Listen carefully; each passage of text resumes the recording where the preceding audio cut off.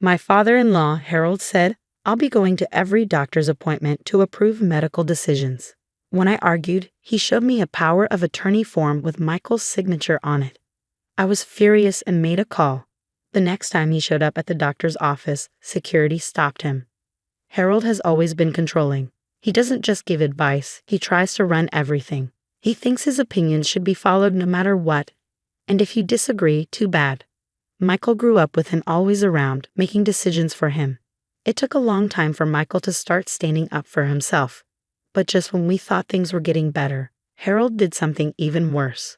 A few months ago, Michael wasn't feeling well. He was tired and out of energy, but he didn't think much of it. When the doctor found some worrying results, more appointments were scheduled. We were stressed. Michael leaned on me for support, but then Harold decided he needed to step in. At first, it was just annoying. He kept calling for updates and telling Michael what tests to get or which doctors to avoid. He even suggested some unproven treatments instead of actual medicine. Then Harold showed up at one of Michael's appointments. I walked in, expecting a quiet wait, but saw Harold sitting there like he belonged. I'm here to make sure things are done right, he said. I was shocked. Michael and I have this covered, I told him, but he just shook his head like I was clueless. No, dear, I will be making the decisions. You don't have the authority. Excuse me? I was angry, but didn't want to make a scene. I pulled Michael aside and asked if he had invited his dad. Michael looked embarrassed. No, he just showed up. I didn't think he'd actually do this. That should have been the end of it, but Harold didn't leave. He followed us into the room. When the nurse asked Michael about his symptoms, Harold answered. When the doctor asked about his history, Harold spoke up before Michael could. I looked at Michael, hoping he'd tell his dad to stop, but he just let him take control. That's when I realized Harold thought he had the right to make these decisions. After the appointment, I confronted Harold. You don't get to make Michael's medical decisions, I said. He's an adult. Leave him alone. Harold smiled smugly. Oh, but I do, he said, then showed me a power of attorney form with Michael's signature. I felt sick. This gives me the right to make medical decisions, Harold said. I'll be at every appointment from now on. I couldn't believe it. I grabbed the paper and read it. Michael's name and signature were there, but it didn't look right. I showed it to Michael. Did you sign this? I asked. He looked at it and turned pale. I never signed this. Harold's smile wavered. This is your signature, he said, trying to sound convincing. Michael shook his head. I didn't sign it. I wouldn't have agreed to this. Harold laughed. You must have forgotten. We talked about it, and you agreed. Michael clenched his fists. No, I didn't. Harold shrugged.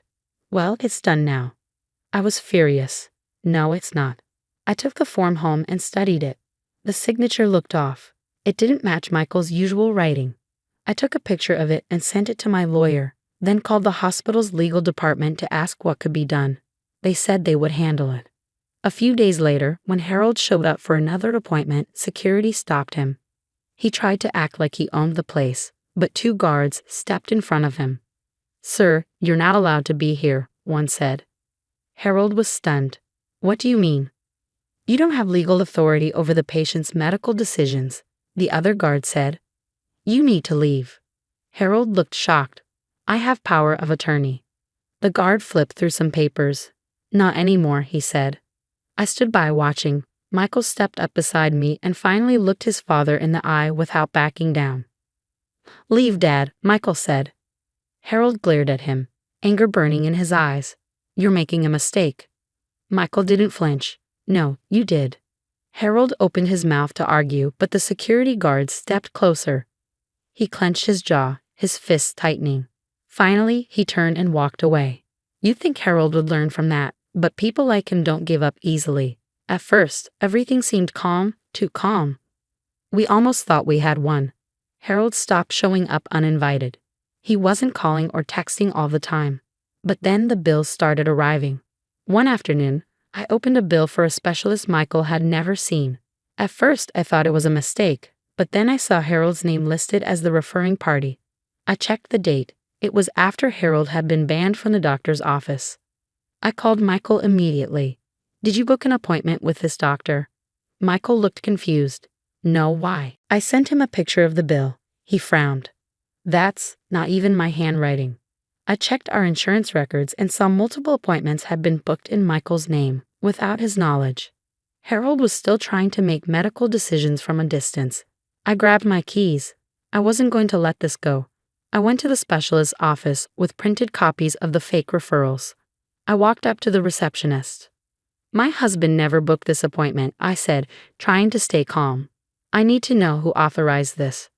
She looked at the paperwork, then back at me, confused. "It was referred by Harold." "Of course it was," I said, angry. "He has no right to make medical decisions. This is fraud." Her eyes widened. "Oh, we didn't know." I showed her the email from our lawyer. "He lost power of attorney weeks ago. He has no legal authority." She nodded quickly. "I'll talk to the doctor. Please wait." She disappeared into the back. When she returned, she seemed uneasy. "The appointment's been canceled," she said, "and I'll make sure nothing gets scheduled under his name again. But your father-in-law called this morning. He said he would be attending the appointment with Michael." I clenched my fists. Harold was still trying to control Michael's care. "If he calls again, tell him this. I know what he's doing, and I won't let it happen," I said. She nodded. "Got it." But I knew Harold wouldn't give up. A few weeks later, we got a letter from our insurance company.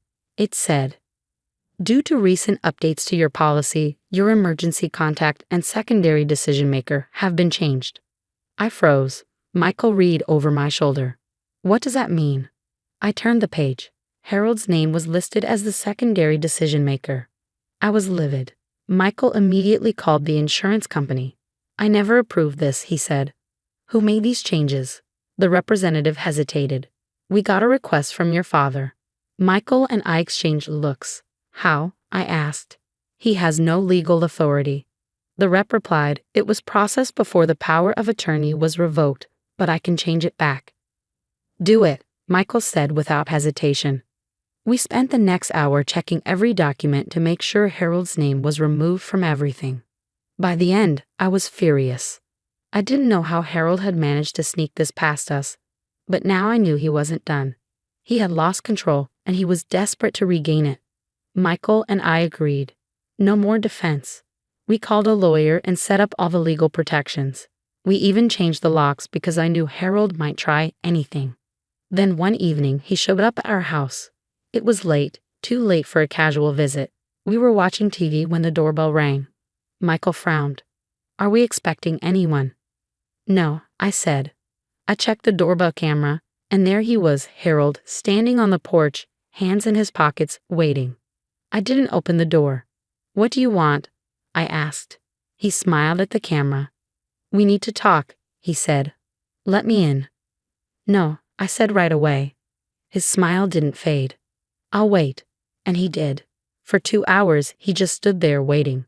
Michael was getting anxious. "Should we call the police?" he asked.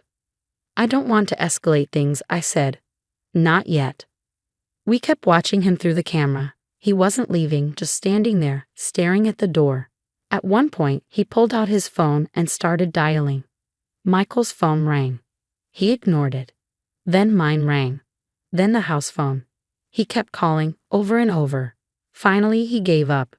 We watched as he turned and walked away. Harold wasn't just angry anymore. He was desperate and dangerous. I knew this wasn't over. He had already crossed so many lines, but every time we thought we had shut him out, he found a new way to push back in. A few days after the fake 911 call, I got a knock at the door.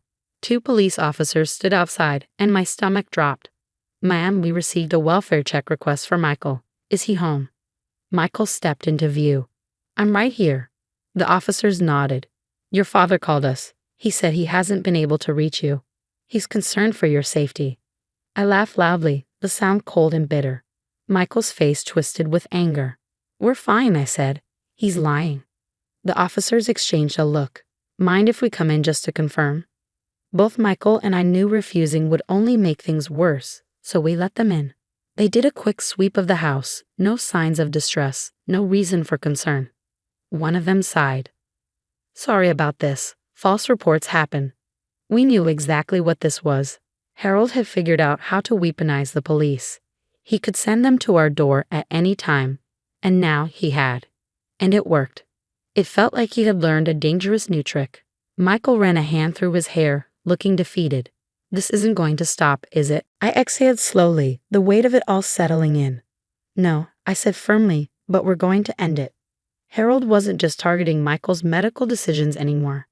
He was trying to control our entire lives, and I had a feeling things were about to get worse. That night, we were sound asleep when the pounding on the front door startled us awake. It was 1:30 a.m. Michael shot up, confused and groggy. What the hell? I checked the doorbell camera. 3 police officers stood outside, flashing lights in the darkness. My stomach tightened. I answered the intercom. Can I help you? Ma'am, we received a 911 call from this address. The caller reported an ongoing domestic disturbance. My blood ran cold. There's no emergency here, I said, my voice firm. We didn't call 911. The officer's face remained neutral, but I could tell he wasn't convinced. Ma'am, we need to confirm that everyone inside is safe. Michael and I exchanged looks. We knew we had no choice but to let them in. The officers split up, one staying with me in the kitchen, while the other spoke with Michael. Do you feel safe in your home? The officer asked me. I clenched my jaw, fighting the urge to snap. Yes. Are you sure there's no emergency? He pressed. I nodded. There's no emergency. Do you have any idea who might have made the call? He asked. I didn't hesitate. Harold. The officer's eyes flickered with recognition. He had heard that name before. After asking a few more questions, the officers confirmed there was no emergency and left. But the message was clear. Harold had used 911 against us, and this wasn't just harassment anymore. This was dangerous. Then, just when we thought things couldn't get worse, Michael's job became the next target. He walked into his office one morning to find something was off. People were staring. His boss looked tense, and then HR called him in. What's going on? Michael asked as he sat down. The HR manager folded her hands. We received an anonymous email claiming that you've been using illegal substances at work. Michael froze. What? She slid a printed copy of the email across the desk. The lies were thick and venomous. It claimed Michael had been showing up to work intoxicated. It said he had been caught with pills in his office, and it even suggested that his erratic behavior was due to a mental health breakdown. Michael's hands trembled with anger. This is a lie.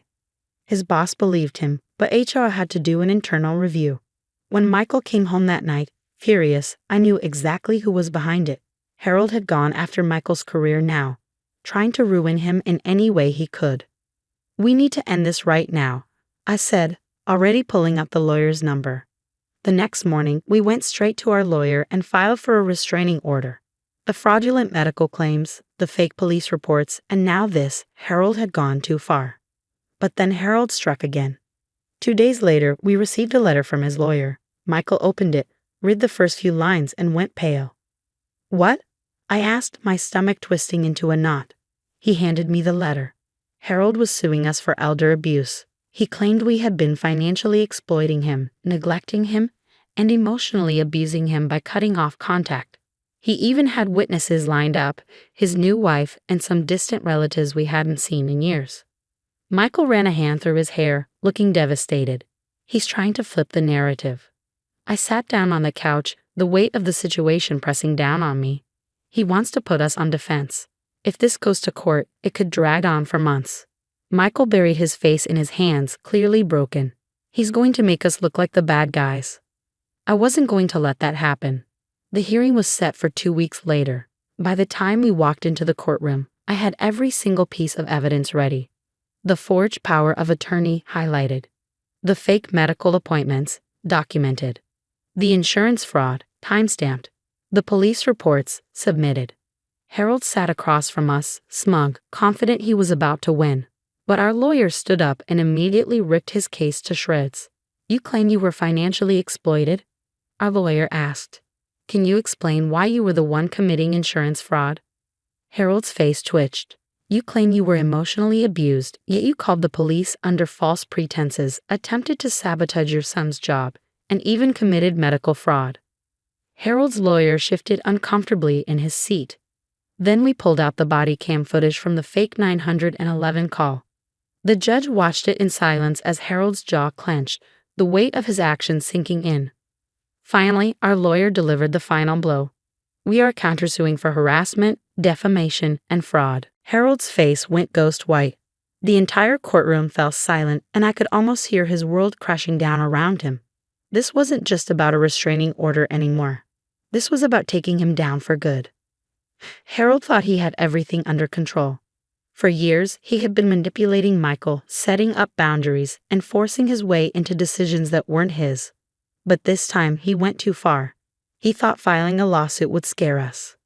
But he didn't realize we weren't afraid anymore.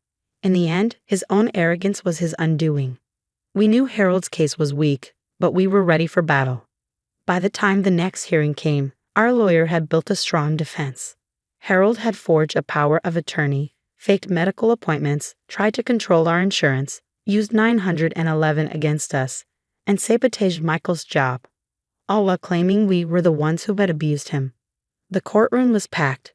Harold had brought his new wife, some distant relatives, and a few friends to watch. He wanted a spectacle, but he didn't realize he was about to become the main attraction. Harold's lawyer went first. He stood up and said something ridiculous. "Your Honor, my client is a loving father who has been unfairly cut off from his son's life. He's a victim of emotional neglect and manipulation by his daughter-in-law." I couldn't help but laugh. The judge shot me a look, but I didn't care. Michael squeezed my hand. He looked calm, but I could feel his tension. This was his moment. When it was our turn, our lawyer didn't hold back. "Your Honor, my clients have been harassed, stalked, and manipulated by the plaintiff. I'm here to show that this lawsuit is just a desperate attempt to keep control." Then he laid out the evidence: the forged power of attorney, emails showing Harold made medical appointments in Michael's name, insurance records proving he changed Michael's emergency contacts, the 911 call transcript from the fake domestic violence report, and a report from Michael's job showing Harold's attempt to destroy his career. Harold's lawyer looked pale. The judge flipped through the documents, silent. Our lawyer spoke again. "I'd also like to call a witness." The doors opened, and in walked Harold's new wife. She looked nervous, like she hadn't slept in days. When she saw Harold, she stiffened, but she didn't sit next to him. She sat next to us. The courtroom buzzed with surprise. "I have something to say," she said, her voice shaking. "I can confirm Harold forged the power of attorney." Harold's face went red. "What are you doing?" he hissed. She ignored him. "I saw him do it. He practiced Michael's signature. He told me it was the only way to control everything. He said Michael couldn't make his own medical decisions, so he had to force it." Michael exhaled sharply. Harold's lawyer looked horrified. The judge leaned forward. "Are you saying you were aware of fraudulent activity?" the judge asked. "Yes," she said, swallowing hard. Harold slammed his fist on the table. "You traitor." The judge banged his gavel. "Control yourself, Mr. Patterson." The tension in the room was thick. Harold turned to his wife, his face red with rage. "You knew this would happen if you crossed me." She flinched. Michael stood up. "You've controlled people your whole life, Dad, but not anymore." Harold didn't say anything. For the first time, he looked scared. His world was falling apart, and he had nowhere to hide. The judge ruled in our favor. Harold's lawsuit was dismissed, and we won our counter-lawsuit for harassment and fraud. The forged power of attorney was officially recognized as evidence of fraud. Harold was hit with legal fees, a permanent restraining order, and potential criminal charges for forgery. But the best punishment? His entire family saw him for who he really was. His wife filed for divorce a month later. His friends cut ties with him after learning the truth. Even Michael's distant relatives apologized for believing him. Harold lost everything. For the first time, he had no control over anything. A few months later, Michael and I sat on our porch drinking coffee. He seemed lighter, like a weight had been lifted off his shoulders. I reached for his hand. "You okay?" He nodded. "I am now." I squeezed his hand. After everything we'd been through, we finally had peace. Harold spent his whole life bullying and manipulating people, but in the end, his actions destroyed him. And the best part, we never had to stoop to his level. We let him dig his own grave, and now we were finally free. I stared at my phone, thumb hovering over the red end call button, as my mother's words hung in the air like poison. We need Emma's room ready by next month, darling. I'm sure you understand. My name is Sophia, and I just got evicted from my childhood home by a woman who traded me in for a newer model 18 years ago. You want me to move out? Just like that? The words scraped against my throat. Through the phone, I heard the distinct clink of ice in what was undoubtedly her afternoon gin and tonic. Don't be dramatic, sweetheart. Emma needs the space for her college preparations. Henry and I have discussed it, and we feel it's best for everyone. Her voice carried that familiar silk-wrapped steel tone, the one that brooked no argument while pretending to care. I pressed my forehead against the cool glass of my bedroom window. Correction, Emma's future bedroom window. Below, the gardener trimmed our perfect roses into even more perfect shapes, just like Mother liked everything. Perfect and controlled. Where exactly am I supposed to go? Oh, you're resourceful, darling. Perhaps your father could help? Or that nice young man you're seeing? Ben, isn't it? The casual way she suggested I lean on Dad, the parent she'd tried to poison me against for years, made my stomach turn. Right. Because dumping your first kid for your do-over family is totally normal parenting. Sophia, her voice sharpened, that's entirely unfair. We've given you everything. I laughed, the sound brittle enough to crack. Everything except a mother who gives a damn. I won't dignify that with a response. You have 30 days. Henry's lawyer will send over the formal notice. The line went dead before I could reply. My reflection stared back at me from the window. Dark hair, olive skin, nothing like Emma's golden perfection that matched our mother's Society magazine looks. The roses below blurred as tears threatened, but I blinked them back. Crying was for people who still believed their mothers loved them. My phone buzzed again. For a moment, hope fluttered. Maybe she'd realized what she'd done, maybe she'd apologize. But no, it was just Ben. Hey, beautiful. Dinner tonight. I typed back, can't. Family emergency. Call you later. The response came instantly. Everything okay? No. Nothing was okay. My mother was replacing me with her perfect daughter, my stepfather was formally evicting me, and my half-sister probably had no idea she was the weapon being used to gut me. It's fine, I replied instead. Just need some time. I looked around my room, my space for 24 years. The walls still held traces of pink from when I was 12, and believed my mother's promises that we'd always be close. The bookshelf groaned with volumes I'd collected, each one a fortress against lonely nights when she was too busy with Emma's recitals or Henry's business dinners. My phone buzzed one final time. A text from Emma. OMG, sis! Can't wait to make your old room into my study space. Mom says you're moving on to bigger things. I stared at those cheerful exclamation marks until they burned into my retinas. Sweet, oblivious Emma, who had no idea she was the golden child in our mother's game of favourites. Fine. They wanted me gone? I'd go. But first, I had some planning to do. Because the thing about being the forgotten child is that no one expects you to fight back. They forget that the quiet ones, the overlooked ones, the ones pushed aside, we're the ones who learn to watch, wait, and strike when it hurts most. I opened my laptop and started making lists. Mother always said I was resourceful. Time to prove her right. The movers hadn't even arrived yet when Henry's silver Bentley pulled into the driveway. I watched from my window as he straightened his tie, practiced his stern expression in the side mirror, and marched toward the front door like a man about to close a hostile takeover. 3 sharp knocks echoed through the house. I didn't move. Sophia? His voice carried upstairs. We need to discuss the terms of your departure. I kept packing, each book another brick in the wall I was building between myself and this house. The heavy footsteps on the stairs told me Henry wasn't accepting my silence as an answer. Your mother is very upset about your conversation yesterday. He appeared in my doorway, all Brooks Brothers suit and manufactured concern. She's had to increase her anxiety medication. Funny how that works, I said, wrapping my grandmother's crystal vase in newspaper. She kicks me out, but she's the victim. Henry's jaw tightened. We're offering you 3 months' rent at any apartment of your choosing. A generous severance package, if you will. I barked out a laugh. Severance package? I'm your stepdaughter, not an employee you're downsizing. Don't be difficult. He pulled out his phone, probably to check the stock market or his golf schedule. The lawyer will be here at noon with the paperwork. Sign it, take the money, and we can all move forward amicably. Does Emma know you're paying me to disappear? His finger paused mid-scroll. Leave Emma out of this. She's very excited about university and doesn't need any complications. Complications? Is that what I am now? A car door slammed outside. Through the window, I watched my mother emerge from her Mercedes, shopping bags hanging from both arms. Probably more decorations for Emma's room to be.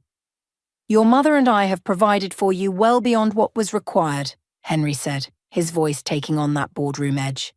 It's time for you to stand on your own feet. Like you stood on yours? Or did marrying my mother's trust fund help with that? The slap of his hand against my doorframe made me flinch.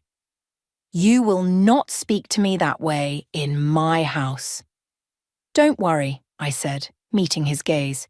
Soon it'll be all yours again. Well, yours and your real family's. He opened his mouth to respond, but Mother's voice floated up from below. Henry? Darling? The interior designer is here to discuss Emma's new study nook. Study nook. Of course, because my entire room wasn't enough. We're done here, Henry said, straightening his jacket. Noon! Don't be late! After he left, I pulled out my phone and called the one person who'd never traded me in for a better model. Dad? Remember when you said I could always come home? My voice cracked. I think it's time. Already clearing out the guest room, kiddo. No hesitation, no conditions, just love. Want me to bring the truck? Please. I swallowed hard. And, Dad, there's something else. I found some interesting documents in Henry's home office last night about his company's offshore accounts. The silence on the other end stretched for 3 heartbeats. Sophia, I know what you're going to say. But they made copies of my house key without asking. The office was unlocked, and it's amazing what people leave lying around when they think you're too unimportant to notice anything. More silence. Then, we'll talk when I get there. 1 hour. I hung up and went back to packing, but this time I was smiling. Henry wasn't the only one who knew how to play corporate games. The flash drive in my pocket contained enough evidence to make his next board meeting very interesting. My phone buzzed with a text from Emma. Mum's showing me the most amazing wallpaper options. Can't wait for you to see how I transform your old room. Miss you already. I stared at those hearts, those exclamation points. Sweet, innocent Emma. Maybe someday she'd understand why her big sister had to burn it all down. But for now I had a lawyer to meet, a father to hug, and a stepfather to destroy. Time to show them exactly what kind of complication I could be. The Instagram notification hit like a slap. There, on my mother's perfectly curated feed, was a photo of our dining room transformed into something out of Architectural Digest. Crystal chandeliers dripped from the ceiling, white roses spilled across tables, and a banner proclaimed, "Welcome to University, Emma," in gold script. My hands shook as I scrolled through the album. Every society matron in town posed with their champagne flutes. Henry beamed beside Emma, who wore the pearl necklace that had been promised to me on my own graduation, before Mother decided it suited Emma's colouring better. You okay? Dad asked from his workshop doorway. I'd been living in his modest craftsman house for 2 weeks, sleeping in a room that smelled of sawdust and honesty. They threw her a party. My voice sounded distant even to myself. A surprise celebration. In the house I just got kicked out of. Dad set down his sanding block. Want me to make us some coffee? I want to make them hurt. The words hung between us, sharp and dangerous. Dad crossed the room and gently took my phone. The documents you found, he said quietly. How bad are they? Bad enough to trigger an SEC investigation. I met his eyes. Bad enough to make the society pages for all the wrong reasons. The doorbell rang before he could respond. Through the front window I saw Ben's familiar silhouette. I'll give you 2 some space, Dad said, heading back to his workshop. Just remember who you are, Sophia. Revenge might feel good, but it changes people. Ben didn't wait for me to explain when I opened the door. Your mother just called me. My stomach dropped. What? She invited me to dinner, said she wants to discuss your future and make things right. He ran a hand through his hair. I told her I'd think about it. You're not actually considering it. Maybe we should hear her out. She seemed genuinely manipulative, I cut in. The word you're looking for is manipulative. My phone buzzed. Emma again. The party was amazing. Mom says she tried to reach you, but your number's not working. Everyone missed you. I showed Ben the message, then pulled up Mother's Instagram. His jaw tightened as he swiped through the photos. Okay, he said finally. That's pretty cold. You know what's colder? This. I pulled out my laptop and opened the files I'd copied from Henry's office. Look at these transfer dates. Look at these account numbers. Every time Henry claimed the company was too stretched to give employees raises, he was funneling millions offshore. Ben's eyes widened as he scrolled. Sophia, this is justice. I took the laptop back. They want to play happy families? Fine. Let's see how happy they are when the FBI starts asking questions. Think about Emma, he said softly. She's innocent in all this. Emma gets everything. The house, the pearls, the perfect party. She'll survive having her college funds slightly dented by Daddy's legal fees. My phone rang. Mother's name flashed on the screen. Sophia, darling, she purred when I answered. I've been thinking, perhaps we could have lunch at the club tomorrow, just us girls. Sorry, I'm busy getting evidence of Henry's fraud to the right authorities. The silence that followed was worth every second of the past 2 weeks' pain. What did you say? Her voice had lost its silk. Check your email in about an hour. I sent copies to the board members too. Oh, and Mother? Those pearls you gave Emma?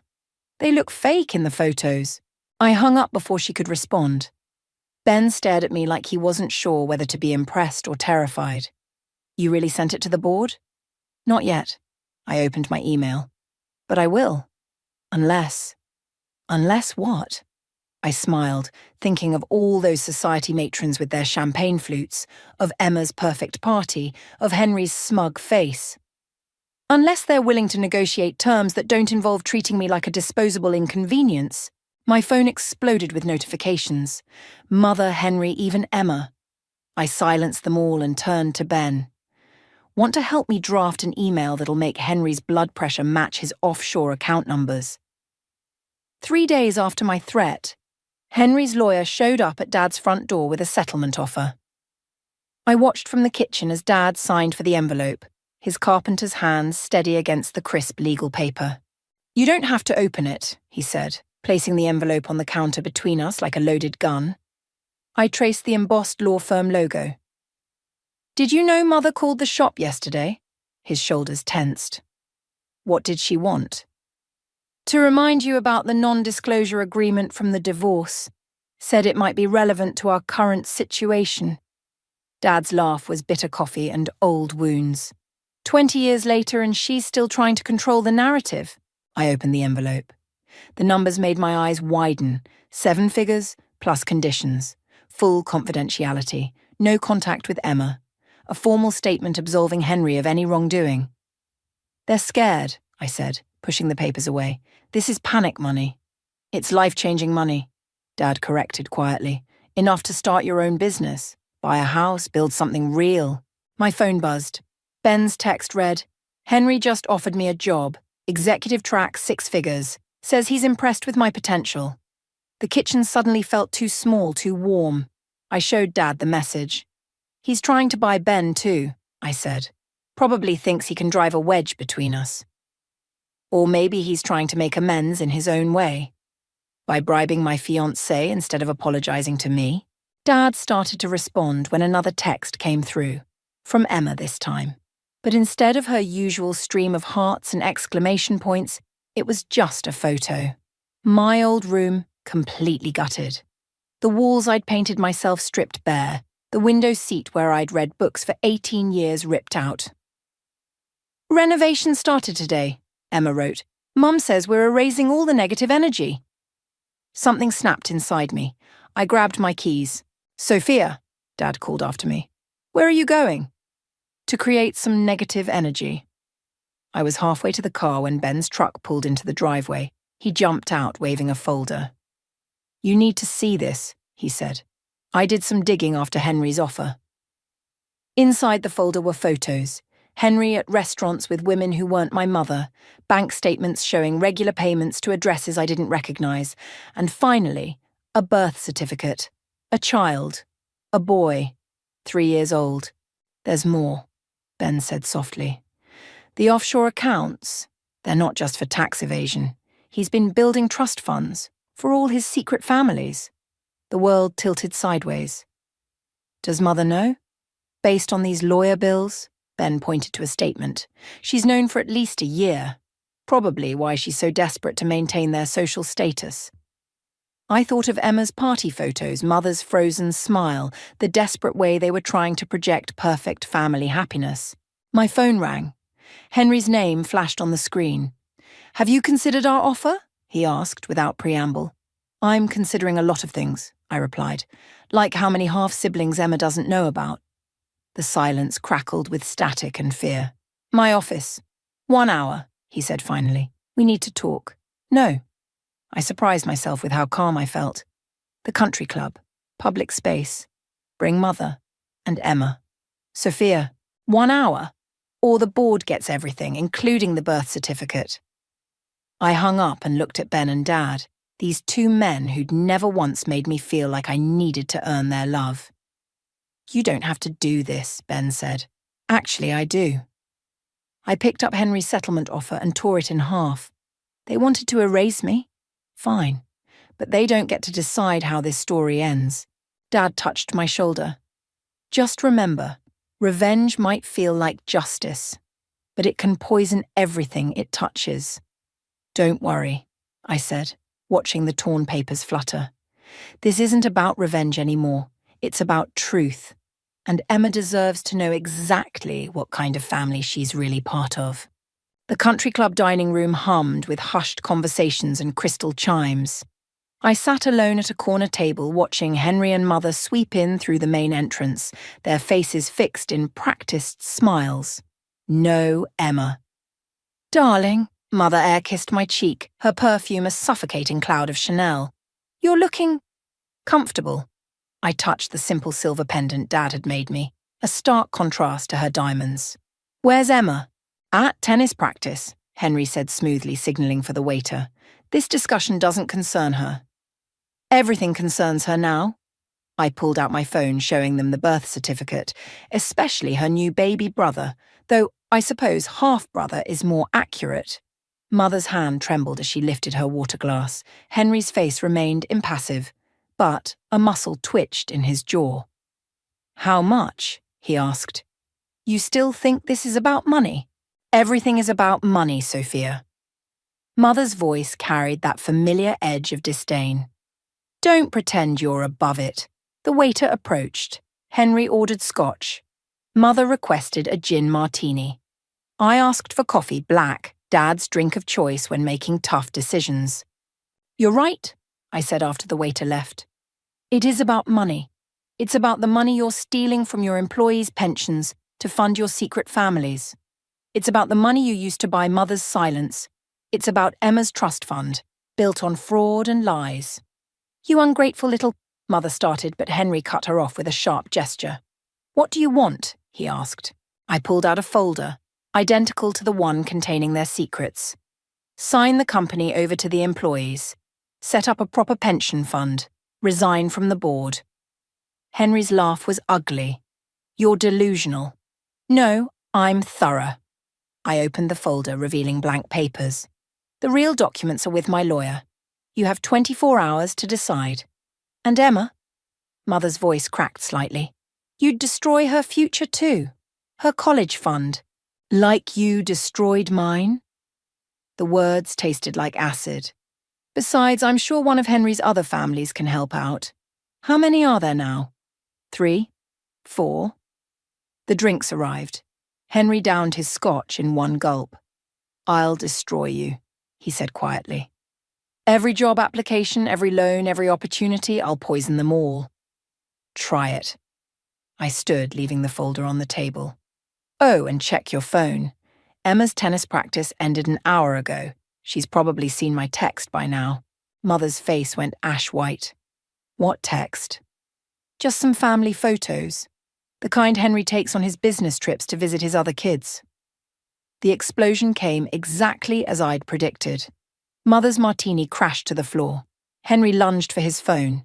Heads turned throughout the dining room, their precious social circle witnessing the perfect facade crumble. You bitch, Mother hissed, grabbing my arm. After everything we've given you. Given me? I yanked free. You gave me away the moment Emma was born. At least now she knows she's not the only replacement child. My phone buzzed. Emma. Is it true? Please tell me it's not true. Another message followed. I'm at Dad's workshop. Please come. Dad's workshop, not their mansion, not her perfect room with its fresh paint covering my memories. 24 hours, I reminded them, turning to leave. Oh, and Mother, those anxiety pills you're reaching for, they expired last year. Might want to get a refill. Something tells me you'll need them. Outside, Ben waited in his truck. How'd it go? Emma's at Dad's. My hands were shaking now that no one could see. She knows. You okay? I watched through the window as Henry and Mother's argument spilled into the parking lot, their voices carrying across manicured lawns. I thought revenge would feel better than this, I admitted. Ben squeezed my hand. Maybe because it's not about revenge anymore. He was right. This wasn't about hurting them. It was about saving Emma from years of perfectly packaged lies. About breaking cycles of manipulation and secrets. Take me to Dad's, I said. My sister needs me. The real kind of need, not the manufactured kind Mother had weaponized all these years. Emma deserved better than their beautiful, poisonous world. And maybe, just maybe, we both deserved a chance at real family. Emma sat cross-legged on Dad's workshop floor, surrounded by sawdust and the ghosts of better days. Her tennis whites were smudged with dirt, her perfect ponytail coming undone, a mirror image of my own unraveling. Did you know? She asked, her voice small. About the other kids? Not until recently. I settled beside her, keeping distance between us. About the same time I found out about the fraud. The what? Her head snapped up. Before I could answer, Ben burst through the door. Sophia, turn on the news. Now. Dad's ancient workshop TV crackled to life. Henry's face filled the screen, standing at a podium outside his corporate headquarters.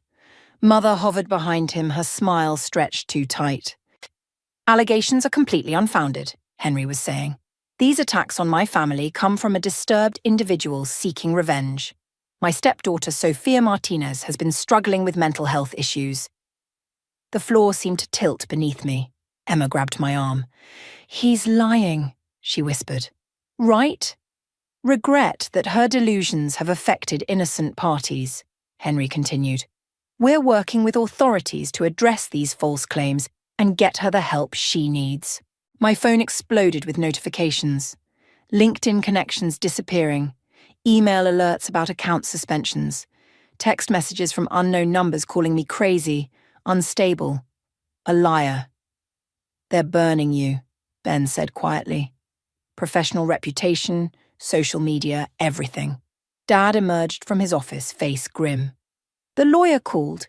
Henry's team is filing a temporary restraining order. They're claiming you're a danger to Emma. What? Emma shot to her feet. No, I won't let them. You don't have a choice, I cut in. You're still a minor. They're your legal guardians. But the photos, the birth certificate.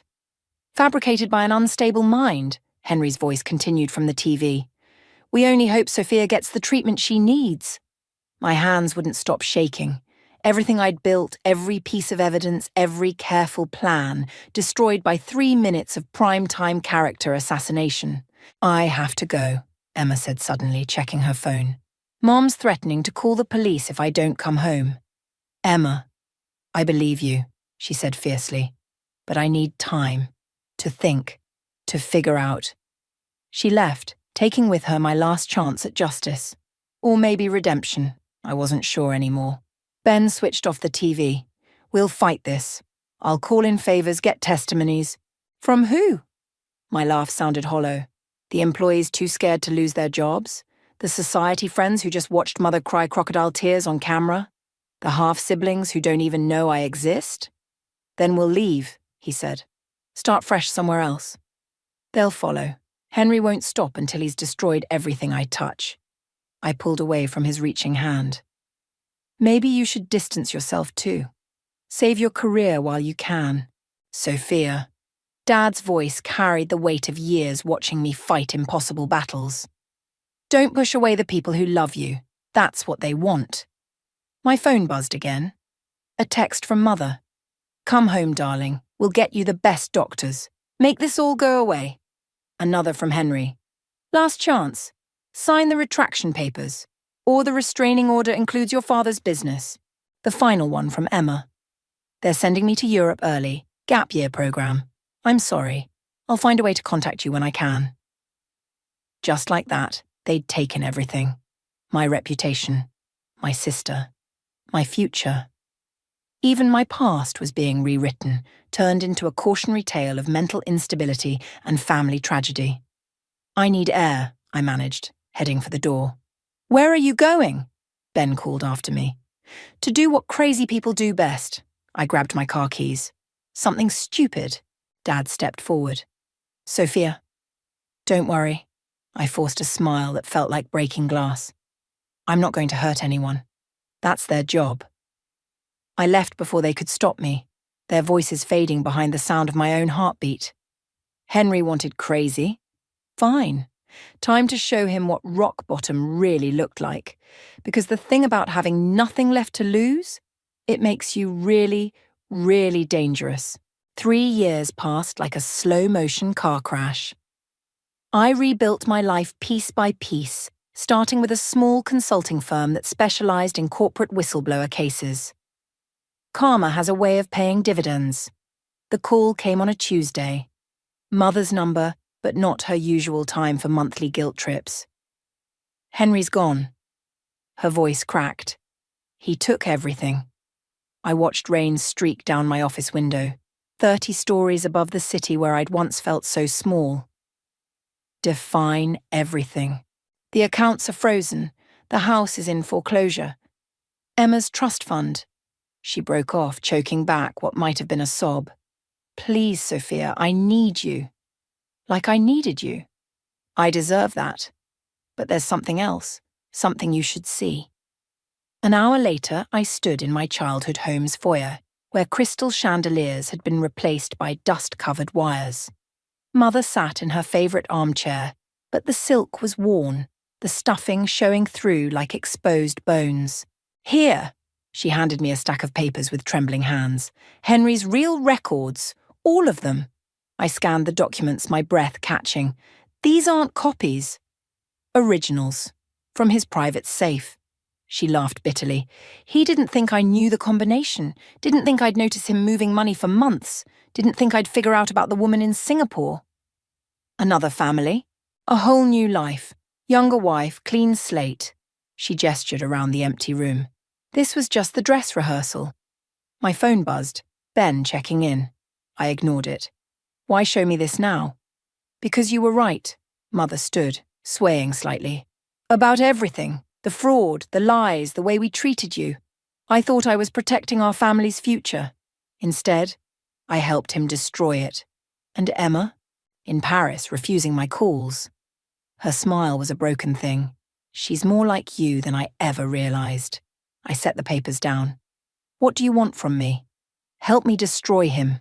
She stepped closer, desperation rolling off her in waves. You know how. You've built a whole career on it.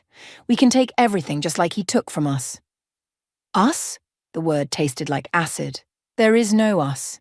You made sure of that when you branded me mentally unstable on national television. I was wrong. I was weak. I was exactly who you've always been. I moved toward the door. Someone who only reaches out when they need something. Sophia, please. She grabbed my arm. I'm your mother. No, I pulled free. You're Henry's victim, just like I was, just like Emma. The difference is I stopped being a victim 3 years ago. What are you going to do with the documents? I picked up the papers again, feeling their weight. Real evidence, enough to bury Henry 10 times over. I'm going to do my job. File them through proper channels. Let the SEC and FBI handle it. I met her eyes. Legally, ethically, the way Dad taught me. That could take years. Yes, and you'll have to find your own way through it, without using me as your revenge weapon. She sank back into her chair, suddenly looking every bit her age. I really did love you, you know. In my way. I know. That's what made it worse.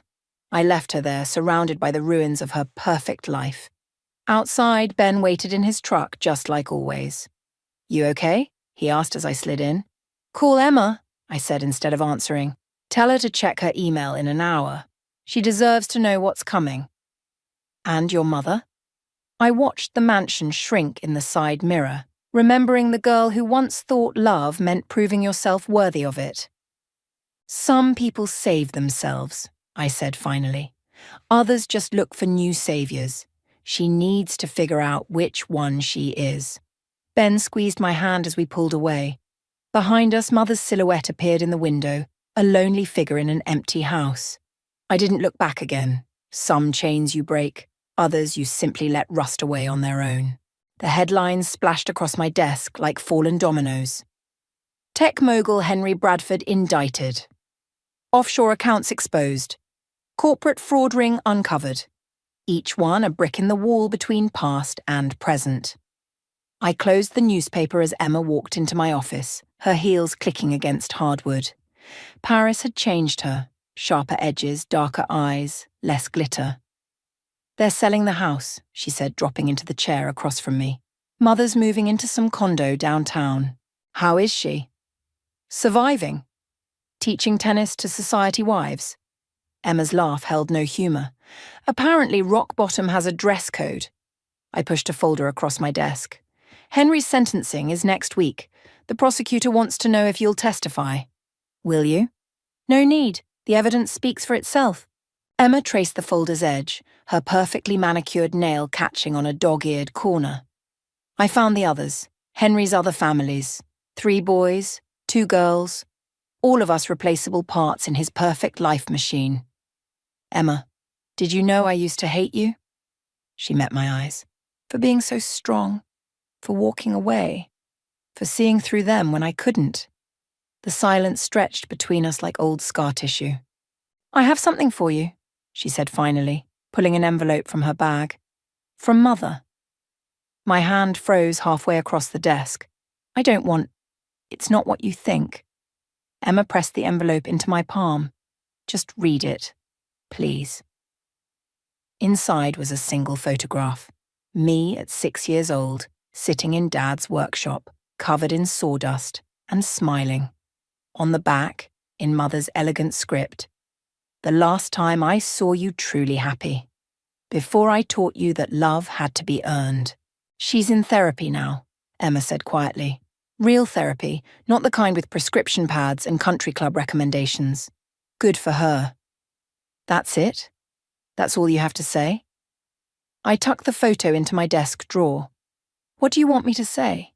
That I forgive her? That one moment of self-awareness erases 20 years of conditional love? No. Emma stood, smoothing her designer dress. I want you to say you'll have dinner with me next week. Just us. No Mother, no Henry, no perfect family pretense. Why? Because you're my sister, and I'm done letting other people define what that means. My phone buzzed. Ben, reminding me about dinner with Dad. Friday nights in his workshop, takeout containers balanced on sawhorses, planning our wedding between his woodworking projects. Simple. Real. Okay, I said. Dinner. But somewhere new. No old haunts. Emma smiled. A real smile, not the society page version. I know a place. Very unmother approved. After she left, I opened my laptop to finish the day's work. Another whistleblower case waited in my inbox. Another family's secrets ready to explode. But these weren't my battles anymore. These weren't my ghosts. Dad's latest creation sat on my desk, a small wooden box with intricate inlays. Inside, he'd carved words into the lid. Some things break to build stronger things. I placed Mother's photo inside, next to the old house key I never returned. Not everything needed to be fixed. Not every broken thing needed to be rebuilt. Sometimes the cracks themselves became the story, proof that you survived, that you chose your own way of healing. My office door opened again. Ben, early for our dinner with Dad. "Ready to go?" he asked. I looked around my office, at the headlines, the case files, the wooden box holding the remnants of my old life. Through the window, I could just see the spire of my mother's new condo building, a shadow against the setting sun. "Yeah," I said, standing. "I'm ready." Some people spend their whole lives trying to fix broken families. Others learn to build new ones from scratch. The trick is knowing the difference and having the courage to choose your own blueprint. I turned off the lights and closed the door, leaving the ghosts behind in the darkness where they belonged. The voicemail played for the third time, my mother's voice crackling through the speaker like a desperate ghost reaching across the years. "Eliza, please. I know it's been a long time, but we need you. It's about the house. Your grandmother's house." I sat in my darkened office, lines of code forgotten on the monitor, letting the familiar rage simmer beneath my skin. 15 years of silence, and now she needed something. Of course she did. "Delete!" I commanded my phone, but my finger hovered over the button. The house. Grandma Grace's Victorian on Maple Street, with its creaking porch swing and garden full of stubborn roses that bloomed despite everything. The only real home I'd ever known. My phone buzzed again. A text from my half-sister Samantha. "Mom's falling apart. Ronald's done something terrible. Please come home." Home. What a joke. I'd left that place at 13, watching through the rear window of Grandma's car as my mother stood in the doorway, silent and still as a statue, while Ronald's hand gripped her shoulder.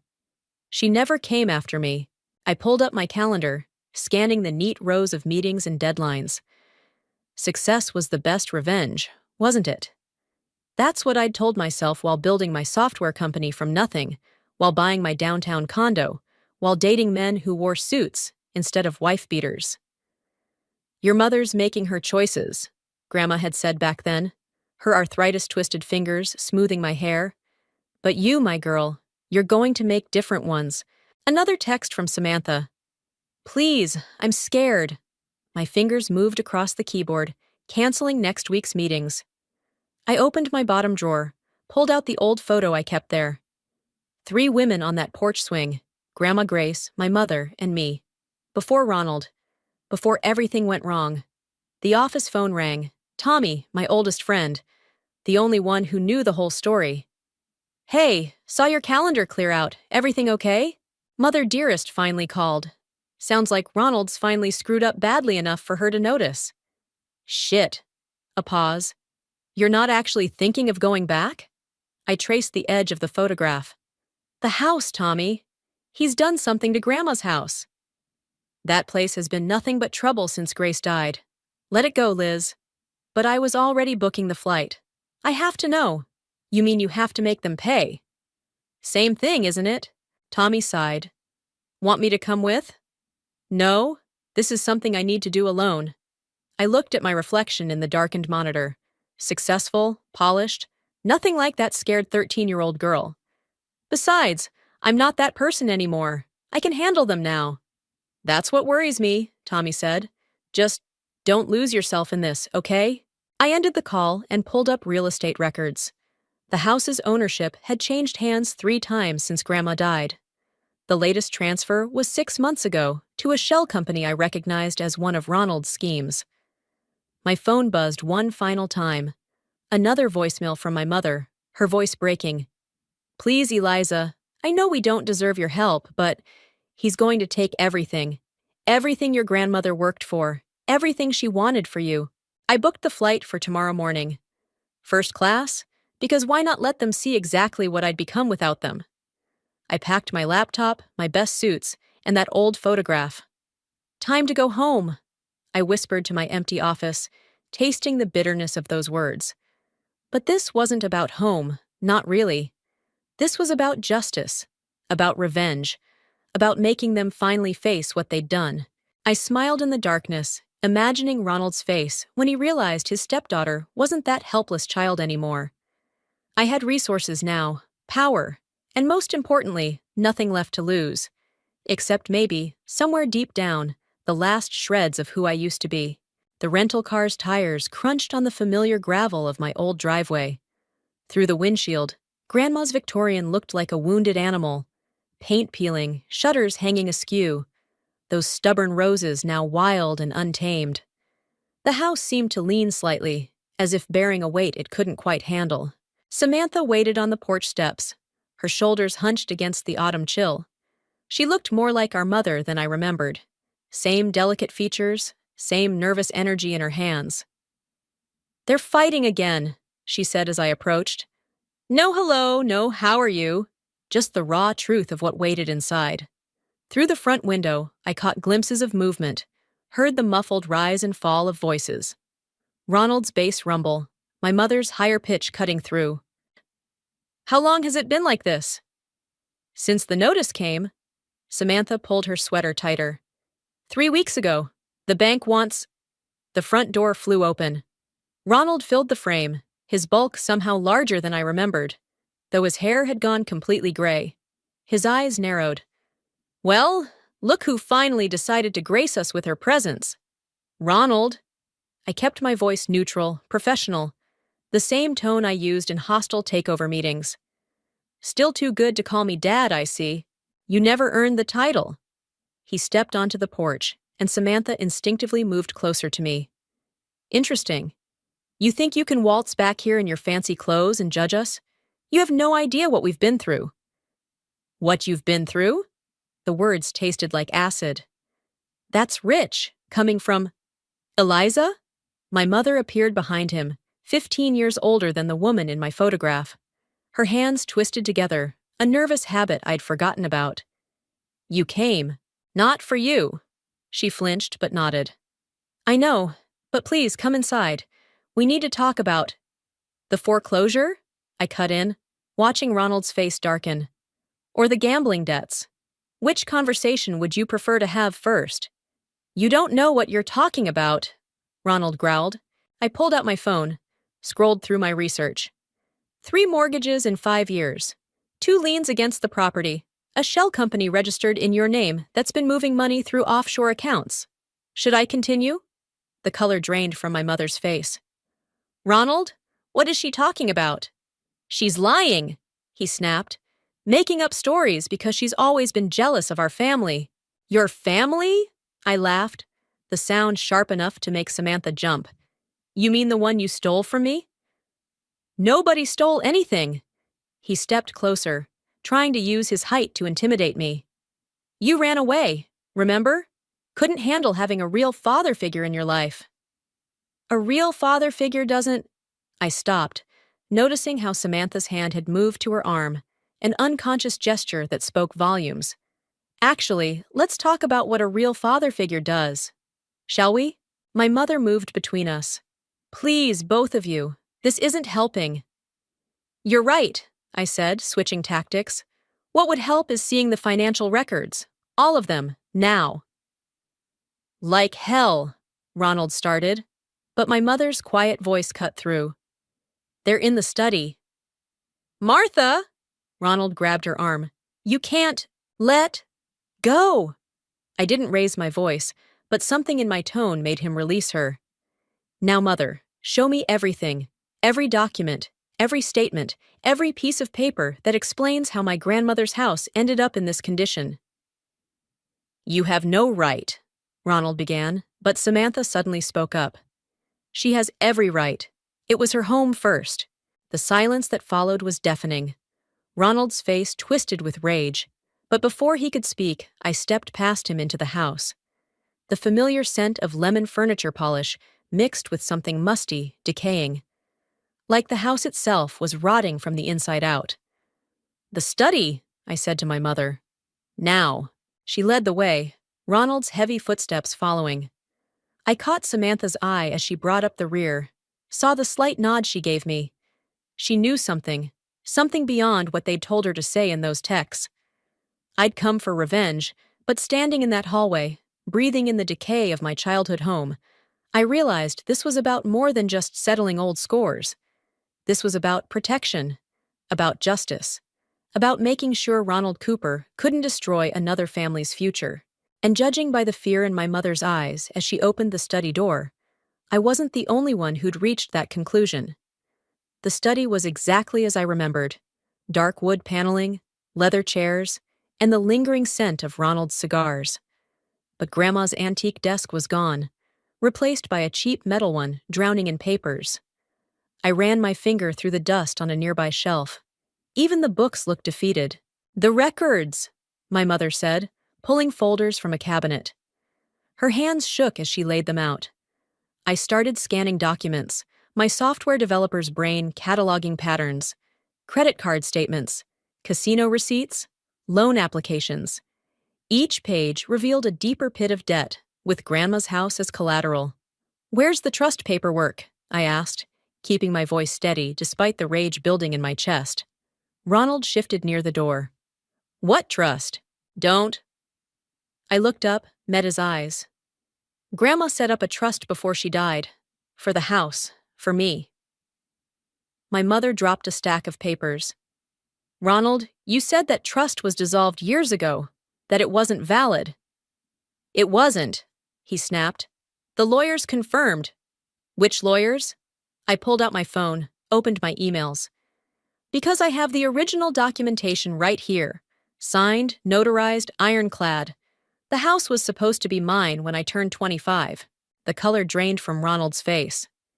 "You're lying." 3 years ago," I continued, watching him squirm. "That's when you started taking out loans against the property. Funny timing, considering that's exactly when the trust should have transferred ownership to me." "I didn't," my mother started, but Ronald cut her off. "You abandoned this family. You have no right to—" "Show me the trust dissolution paperwork," I demanded. "Show me where I signed away my inheritance." Silence filled the room like smoke. Samantha appeared in the doorway, her eyes wide. "You forged my signature, didn't you?" The pieces clicked into place. "That's why you needed the offshore accounts, to hide the fraud." Ronald lunged forward, but I stood my ground. "You ungrateful little—" "Ronald!" My mother grabbed his arm. "Is it true? Did you forge?" "I did what I had to do," he roared, "to keep this family afloat while she was off playing tech princess in the city." "Playing?" I laughed, the sound sharp as broken glass. "I built a multi-million-dollar company while you were gambling away my inheritance. You think you're so much better than us?" He wrenched free from my mother's grip. "You want to know the real truth? Your precious grandmother wasn't the saint you think she was. Don't you dare? She was stealing from your college fund for years, taking money meant for your future and gambling it away at bingo halls and card games. I have proof." The room tilted slightly. "You're lying." "Am I?" He yanked open a drawer, pulled out a yellowed envelope. "Bank statements, withdrawal records. Your perfect grandmother was just as bad as me. The only difference is, I was trying to win it back." My mother snatched the envelope, hands trembling as she read. "Oh, God! That's not possible," I whispered. But memories surfaced: Grandma's late-night trips, her secretive phone calls, the way she'd sometimes come home looking defeated. "Face it," Ronald sneered. "You're just like us. Damaged goods from a family of—" Samantha's voice cut through the tension. "He's lying." We all turned. She stood straighter now, chin raised. "I found the real records last month, in his private safe. He's been doctoring documents for years, creating fake histories. The gambling receipts in Grandma's name? The dates don't match. She was in the hospital those days. I checked." Ronald moved so fast I barely saw it. His hand raised, but before he could strike Samantha, I was between them. "Touch her," I said softly, "and I'll destroy you." The threat hung in the air like a blade. Ronald's hand slowly lowered, but his eyes burned with hatred. "You have 24 hours, I told him, "to produce every document, every record, every piece of evidence about what you've done with this house and Grandma's trust. After that, I go to the police. You wouldn't dare. Try me. I turn to my mother. Your choice. Help me expose him or go down with him. She looked between us, years of fear and manipulation, warring with something else. Maybe hope, maybe courage. 24 hours, I repeated, taking Samantha's arm. Clock's ticking. As we left the study, I heard Ronald's voice, low and dangerous. You have no idea what you're starting. But he was wrong.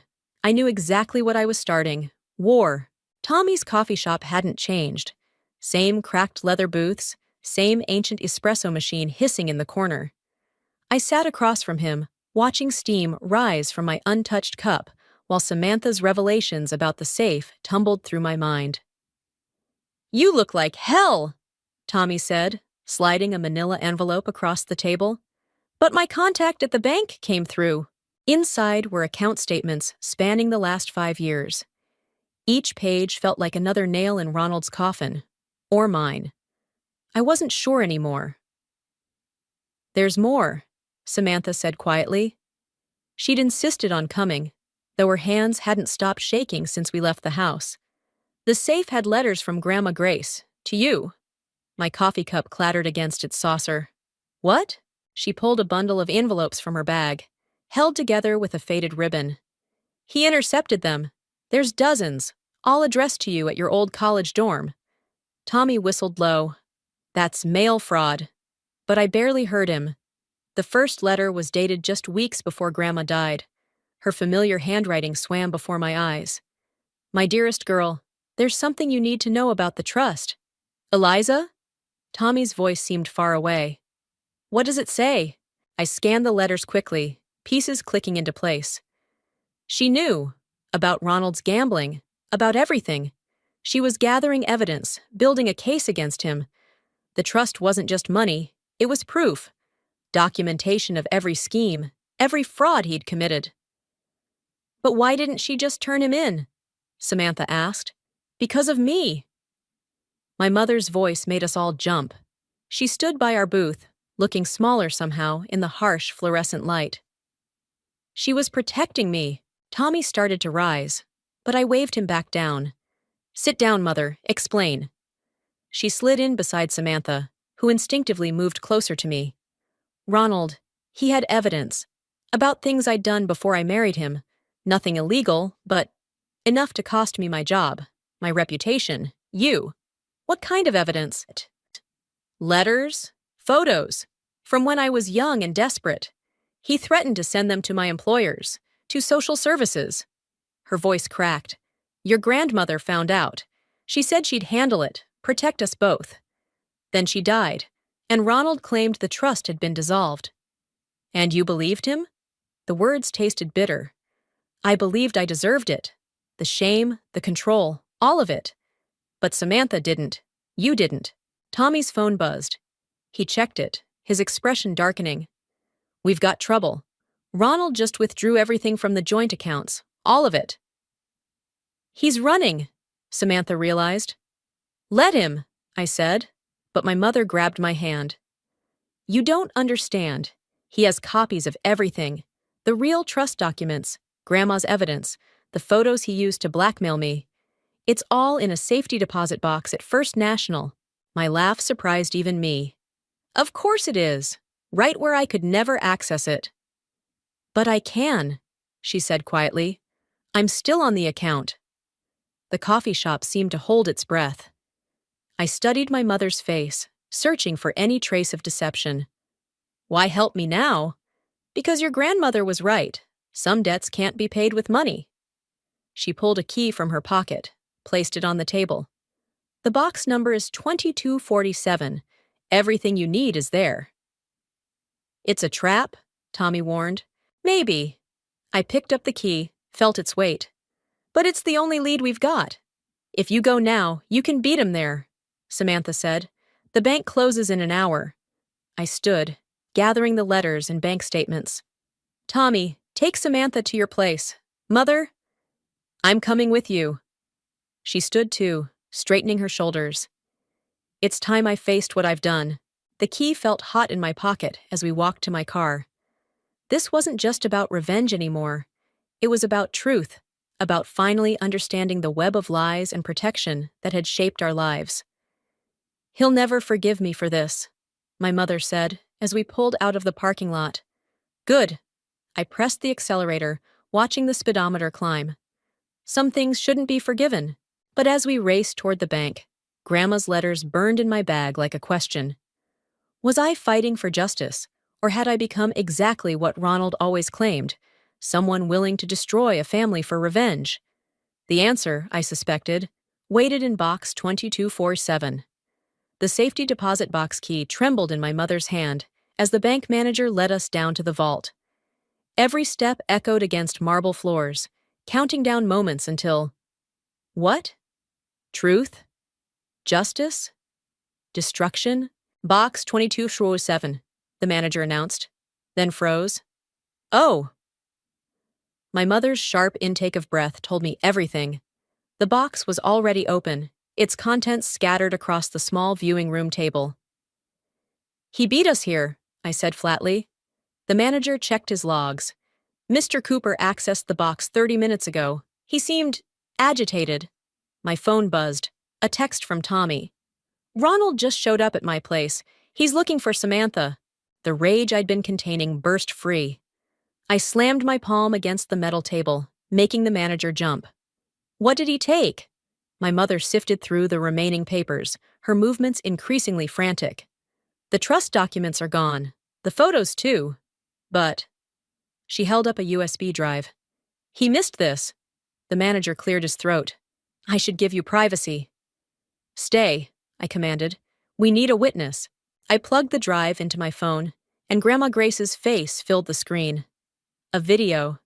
The timestamp showed 3 days before her death. "Eliza, my dear," her recorded voice wavered, "if you're watching this, then everything I feared has happened. Ronald's found a way to access the trust, but he doesn't know about the second account." My mother's head snapped up. "What second account?" I opened it the day you left," Grandma continued. "In your name and mine. Offshore, where Ronald couldn't touch it. The account number and passwords are hidden in the one place he'd never look, the family Bible, tucked inside my favorite psalm about vengeance." "The Bible's still at the house," my mother whispered, "in my bedroom closet." Another text from Tommy. "Ronald's gone, but he took something from my safe. Old letters from your grandmother to you. He's trying to erase everything," I realized. "All the evidence, all the proof." "There's more," Grandma's recording continued. "Martha, if you're there too, you should know. I kept copies of everything. The real photos Ronald used against you. The ones that would prove he manipulated them. Changed dates. Added details." My mother sank into a chair, tears streaming. She knew, all this time. "The Bible," I said, already moving.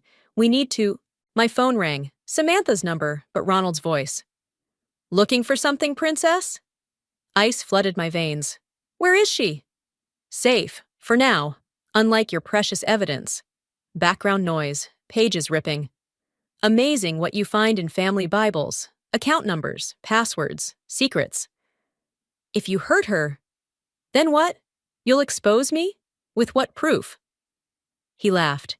"Meet me at the house, alone, or your sister learns exactly what happens to people who betray family." The line went dead. "Call the police," my mother pleaded. "And risk Samantha?" "No." I headed for the door. "He wants to end this where it started. Fine by me." "Eliza, wait!" She grabbed my arm. "There's something else you need to know. Something not in those documents." "Not now." "Yes, now." Her grip tightened. "The real reason I let him drive you away. He threatened to—" "The gambling wasn't just gambling. He has connections, dangerous ones, people who collect debts permanently." The implications hit like a physical blow. "You thought he'd— kill you?" "Yes. And now he has Samantha, and I can't lose another daughter." I shook free of her grip, my mind racing. Grandma's video, the hidden account, Ronald's desperation. All pieces of a puzzle I couldn't quite see. "Call Tommy," I said finally. Tell him to meet me at the house. And Mother? Yes? How, if anything happens to me or Samantha, make sure everything we found today goes public. Every document, every recording, every dirty secret. You're going to get yourself killed. I thought of Samantha, of Grandma's hidden messages, of 15 years of calculated abuse and control. No, I said, heading for my car. I'm going to finish what Grandma started. Behind me, her video played one final time. Remember, my dear, revenge isn't about destroying your enemies. It's about protecting what matters most. I just hoped I could figure out what that meant before it was too late. Grandma's house loomed before me in the twilight, its windows dark except for a single light in the study. Tommy's car wasn't here yet. Good. Whatever happened next, I wouldn't risk anyone else. The front door was unlocked.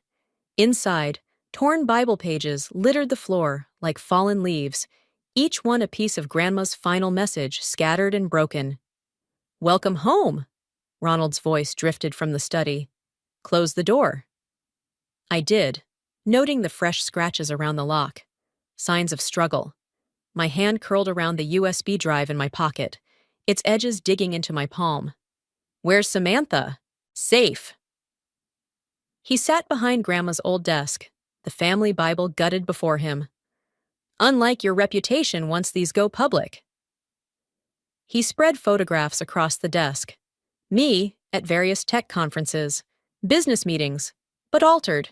Dates changed, faces replaced, implications of corporate espionage and fraud carefully constructed. "Really?" I kept my voice steady. "That's your play? Fake photos? Worked on your mother." He smiled, the expression never reaching his eyes. "Amazing what people believe when the evidence seems irrefutable. Your company's board of directors, for instance." A message flashed on my phone. Package sent to all major shareholders. Deadline, midnight. My chest tightened. Everything I'd built, my entire company, balanced on reputation and trust. If those photos went public. "Where is she?" I demanded again. "Show me what's in your pocket first." I placed the USB drive on the desk. Ronald picked it up, inserted it into his laptop. Grandma's face appeared, her final message playing again.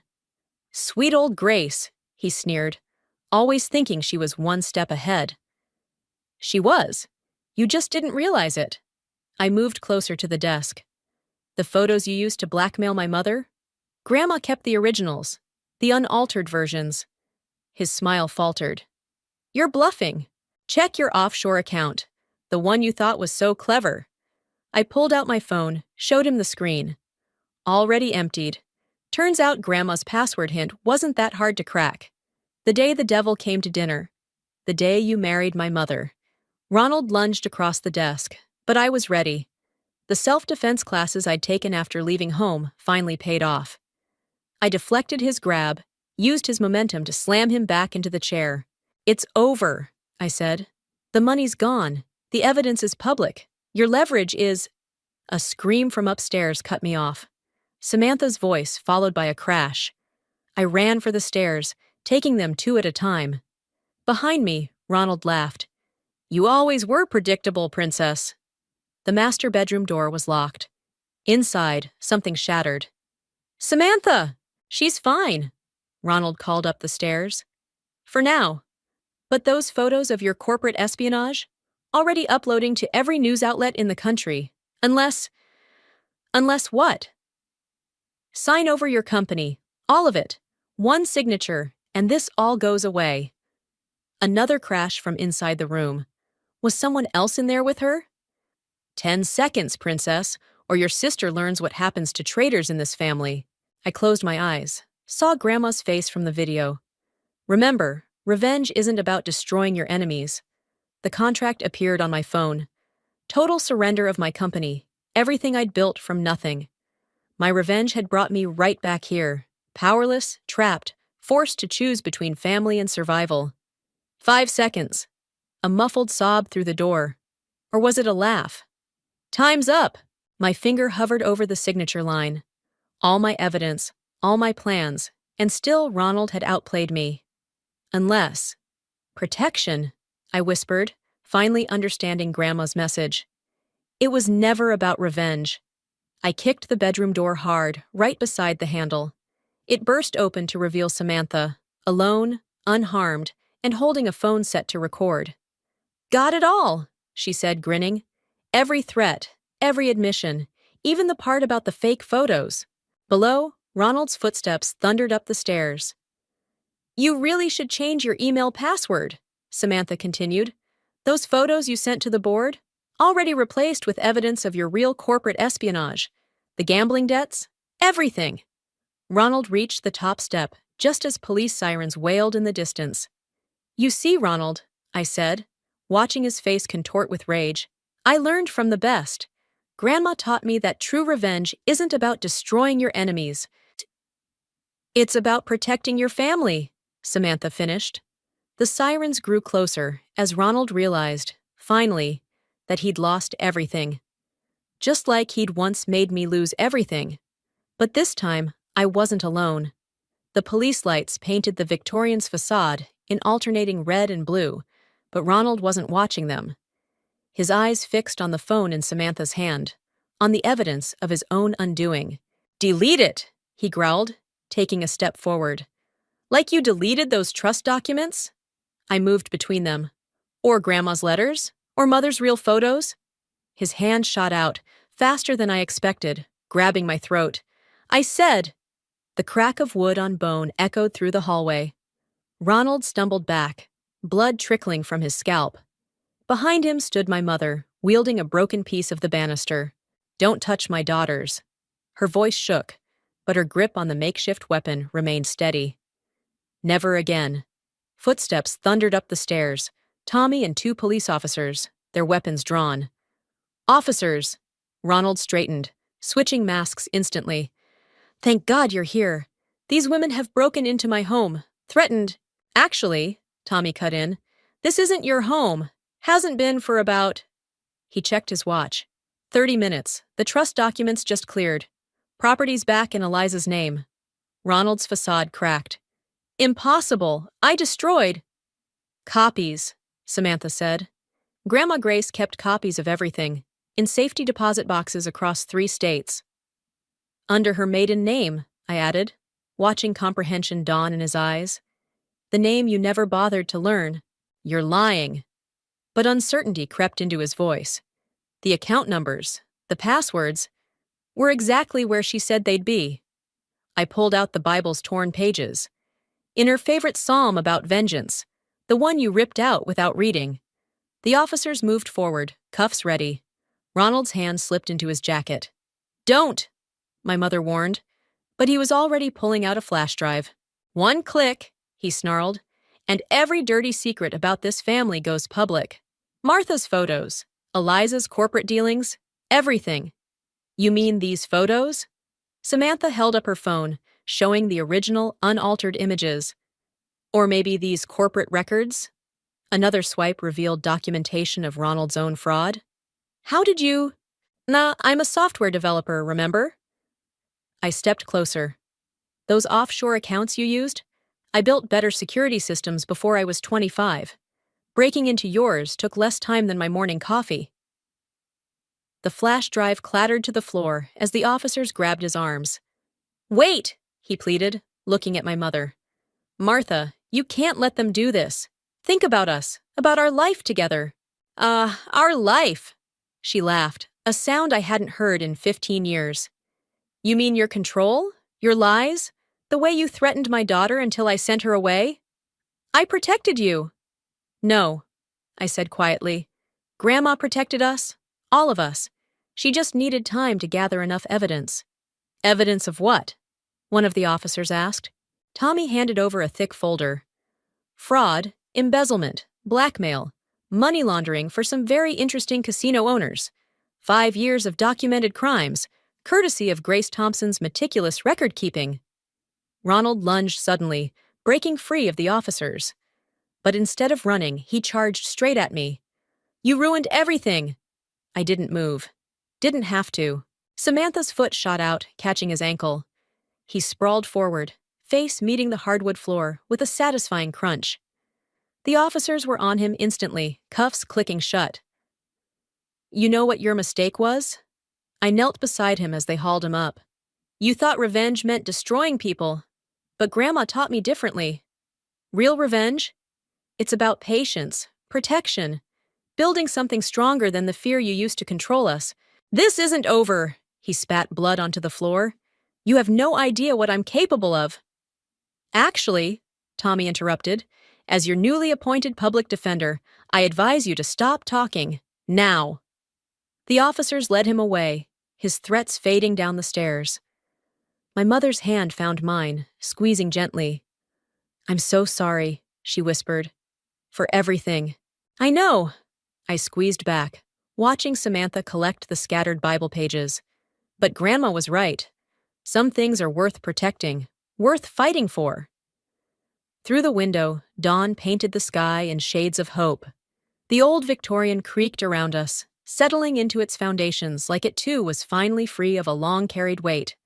So, Samantha said, holding up the restored Bible, what do we build now? I looked at my mother, at Tommy, at the sister I'd only just found. Something stronger, I replied. Something true. The autumn wind rustled through Grandma's roses as I cleared the last of Ronald's things from the study. Each item told its own story of deception. Forged documents, hidden accounts, years of calculated manipulation reduced to a box, headed for evidence storage. Found something, Samantha called from the closet. She emerged with a dusty photo album, its spine cracked but intact. Look at this! The first page showed 3 generations of women on the porch swing, Grandma Grace, my mother, and me. Below it, Grandma's elegant handwriting. The strength of our line isn't in what we endure, but in what we choose to protect. My mother appeared in the doorway, hesitating at the threshold. She looked smaller now, without Ronald's shadow looming over her. The divorce papers came through, she said quietly. And Tommy says Ronald's taking a plea deal. 20 years, minimum. I nodded, turning another page in the album. More photos, more memories. The house when it was newly painted. Grandma in her garden. Me at 13. The day before I left, my smile already fading. I've been thinking about selling my condo, I said, not looking up. The commute wouldn't be too bad from here. The floorboard creaked as my mother stepped closer. You'd stay? The house needs work. Lots of it. I traced a photo of the porch swing, now broken and waiting for repair. But Grandma always said some things are worth rebuilding. Samantha sat beside me, her shoulder touching mine. I could help. I mean, if you want. My coding skills aren't great, but I'm pretty good with a paintbrush. A letter fell from between the album's pages, addressed to me in Grandma's handwriting. The paper was fresh, not yellowed like the others. I unfolded it carefully. What does it say? My mother asked. My dearest Eliza, I read aloud. If you're reading this, you've finally understood what I've tried to teach you.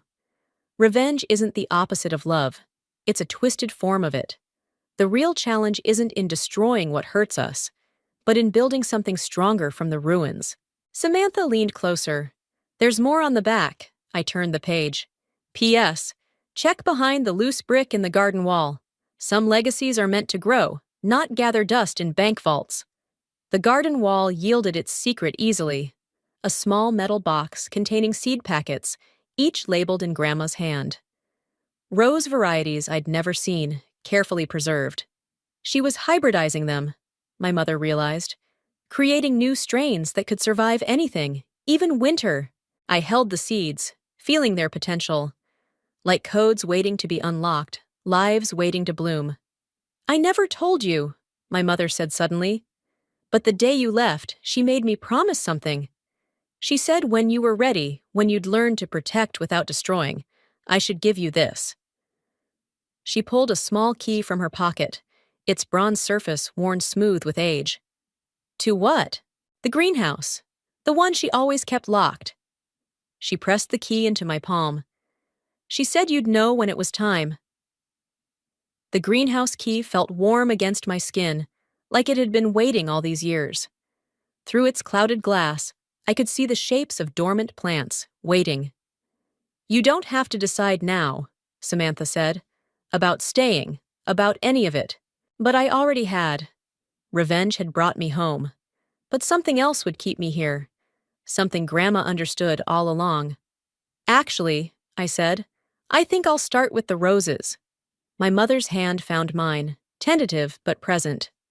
Samantha gathered the seed packets, already talking about optimal planting times and soil conditions. Above us, the old Victorian creaked in the wind, its wounds visible, but its foundation solid. Like us, it had survived by adapting, by growing stronger in the broken places. I slipped the greenhouse key onto my ring, next to the one for my condo, feeling the weight of both choices, the life I'd built and the one I might grow here. Some would call it karma, that Ronald's own schemes led to his downfall. Others might see justice in the way truth finally broke his web of lies, but standing there, holding Grandma's seeds and her final lesson, I understood what she'd known all along. The sweetest revenge isn't in destroying what hurt you. It's in blooming anyway. The text on my mother's phone glowed in the darkness of her kitchen. "Amy will never succeed as a meteorologist. Too emotional, just like her father. Handle this." I shouldn't have been snooping, but there I stood, gripping her unlocked phone, my chest tightening as I read the exchange between her and my sister.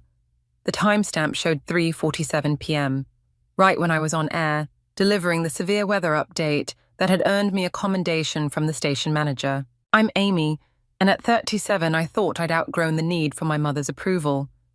Clearly I was wrong. "Looking for something?" My mother's voice cut through the darkness. She flicked on the lights, her perfectly manicured nails tapping against the doorframe. The kitchen suddenly felt smaller, more suffocating. "I was getting water," I said, setting her phone down. It lit up with a message. "And you felt entitled to read it." She moved closer, her presence filling the space between us with unspoken accusations. "Your sister's right, you know. All these years of forecasting, and you still can't predict the obvious storms coming your way." The words stung worse than I expected. "Is that why you invited everyone over tonight, to stage another intervention about my career?" "We're concerned," she said, her voice dripping with artificial sweetness. "Jessie mentioned you've been distant lately, spending late nights at the station, missing Faith's dance practices." My daughter's name in her mouth felt like a weapon. "Faith understands my work. She's proud.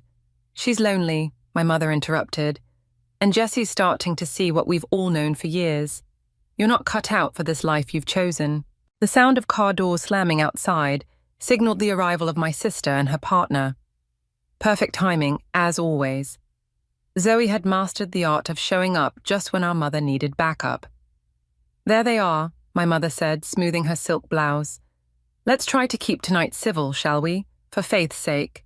I watched her glide toward the front door, remembering all the times I'd tried to mirror her composure, her certainty. But tonight something shifted.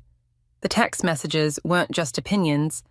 They were proof of active sabotage. "Amy," Jessie's voice carried from the hallway. My husband appeared in the kitchen doorway, our teenage daughter beside him. Faith's eyes darted between us, already sensing the tension. "Mom?"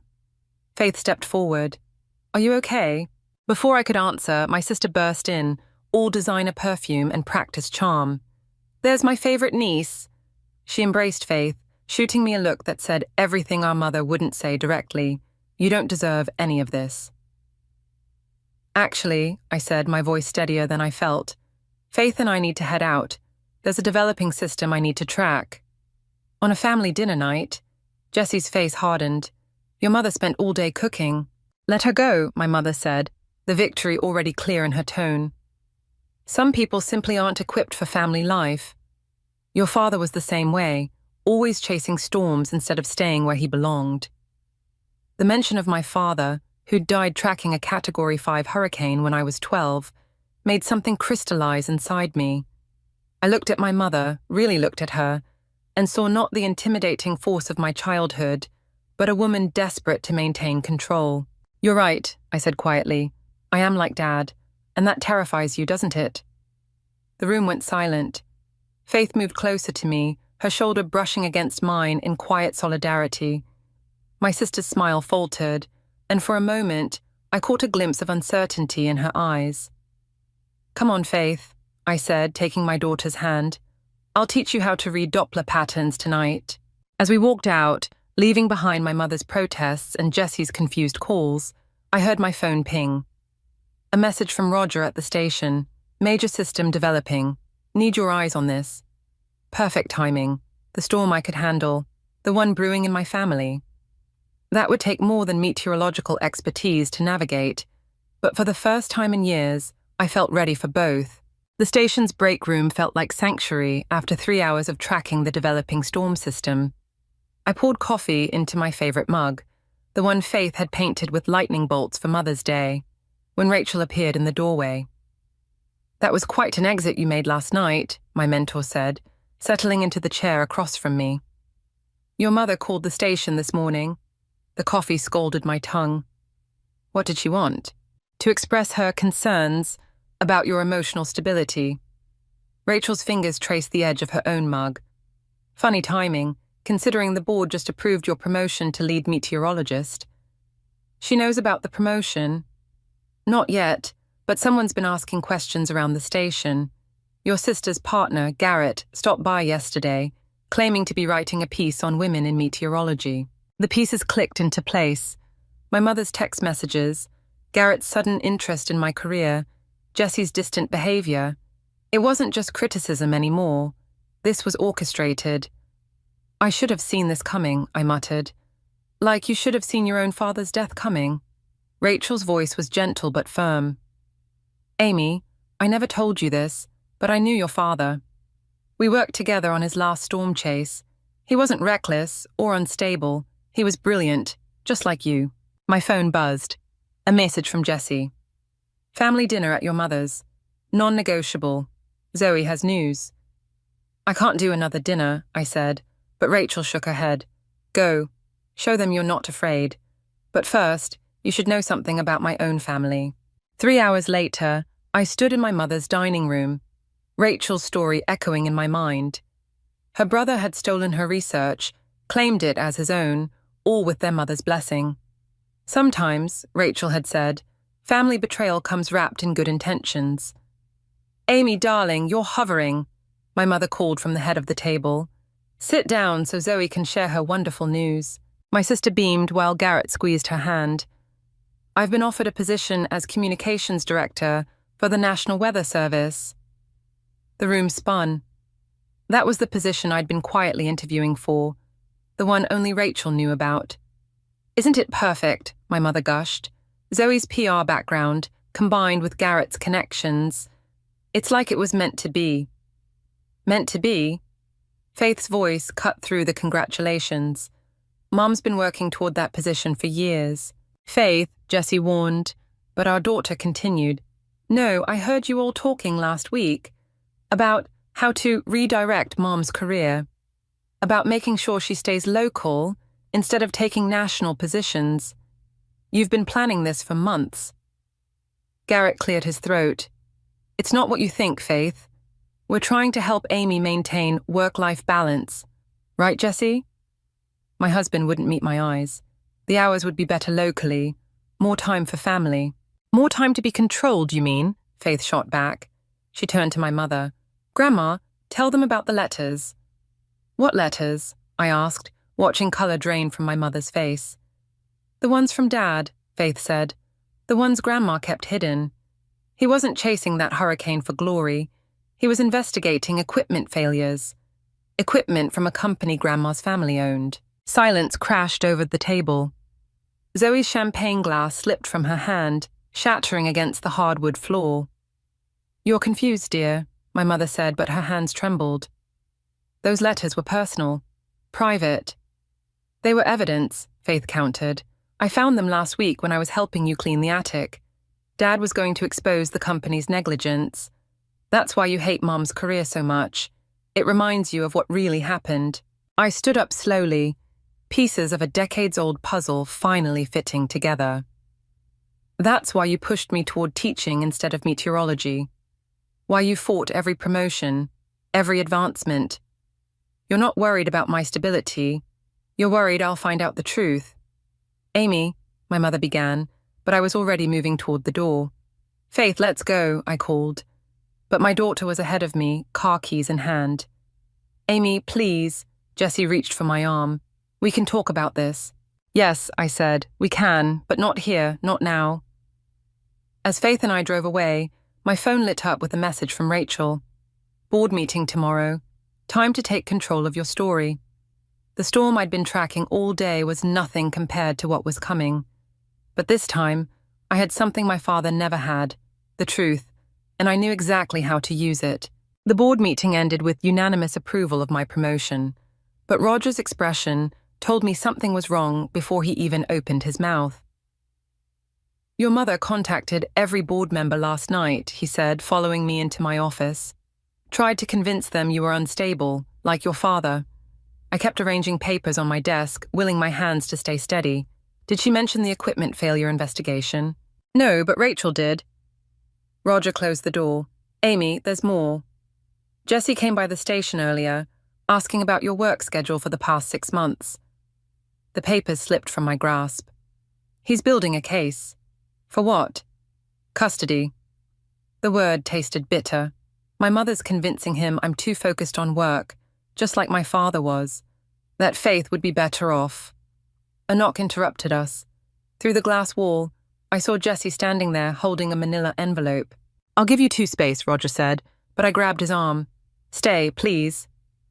Jessie entered, his face unreadable. We need to talk about Faith. About how you're planning to take her away.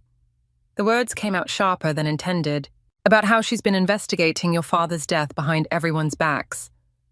He dropped the envelope on my desk. She found more than just letters in your mother's attic. There are photographs, equipment reports, everything your father was collecting before the hurricane. My hands trembled as I opened the envelope. Inside were dozens of photos, damaged weather equipment, falsified safety reports, all bearing my mother's family company logo. Jessie, I whispered, did you know about this? Not until this morning. Your mother called, hysterical. Faith took copies of everything to a journalist. He sat heavily in the chair across from me. Amy, she's threatening to destroy your mother's entire family legacy. Our daughter is trying to expose the truth about her grandfather's death. I corrected him. Where is she now? At the house, packing. Jessie wouldn't meet my eyes. Your mother convinced me it would be best if Faith stayed with her until things calmed down. Roger stepped forward. That's not your decision to make. Faith is 19. Stay out of this, Jessie snapped. This is family business. Family business? I laughed, a harsh sound that surprised even me. Like how you and my mother have been planning to redirect my career, or how Garrett mysteriously landed Zoe that position I was pursuing. We were trying to protect you. Jessie stood up, his composure cracking. Your father's obsession with exposing that company got him killed. Your mother couldn't bear to see history repeat itself. My phone buzzed, a text from Faith. Mom, don't let them stop you. I found something else. Meet me at Rachel's. You're right about one thing, I said, gathering the photos. This is family business, and it's time to finish what Dad started. Amy, please. Jessie reached for me. Think about what this will do to everyone, to us. I am thinking about us, about Faith, about every family that trusted that equipment. I moved toward the door. Roger, I need you to pull the archived footage from the hurricane that killed my father. Already done, he said quietly. Rachel's been digitizing it all morning. Jessie's face darkened. You're choosing your career over your family. Just like he did. No, I corrected him. I'm choosing truth over manipulation. Faith figured that out before any of us. As I walked out, my phone buzzed again. This time, from my sister. Amy, wait. There's something you need to know about Garrett's involvement. The elevator doors opened, revealing my mother standing there. Her usual composure shattered. You can't do this, she said, stepping out. I've spent decades protecting this family. No, you spent decades protecting yourself, and now Faith might pay the price. Everything I did was for you girls.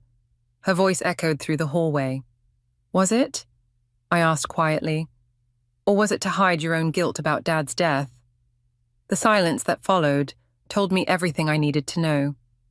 Behind me, I heard Roger's steady footsteps, felt his quiet support as I walked past my mother into the elevator. "Amy," she called out, desperation cracking her voice. "If you do this, there's no going back." The doors began to close. "I know, Mom, that's the point."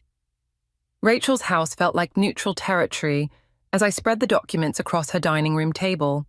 Faith sat beside me, her laptop open to a series of emails between Garrett and my mother's family company. "Look at the dates," Faith pointed. Garrett knew about the faulty equipment investigation 3 years ago, before he even met Zoe. "He orchestrated everything," Rachel said, examining the emails. "Meeting Zoe, getting close to your mother." The doorbell rang. Through the window, I saw my sister standing alone on the porch, hugging herself against the evening chill. "Should I?" Rachel asked. "Madden." I nodded. Moments later, Zoe entered, her designer confidence stripped away. "Garrett's gone," she said. "He emptied our accounts this morning." "Sit down," I said. "There's something you need to see."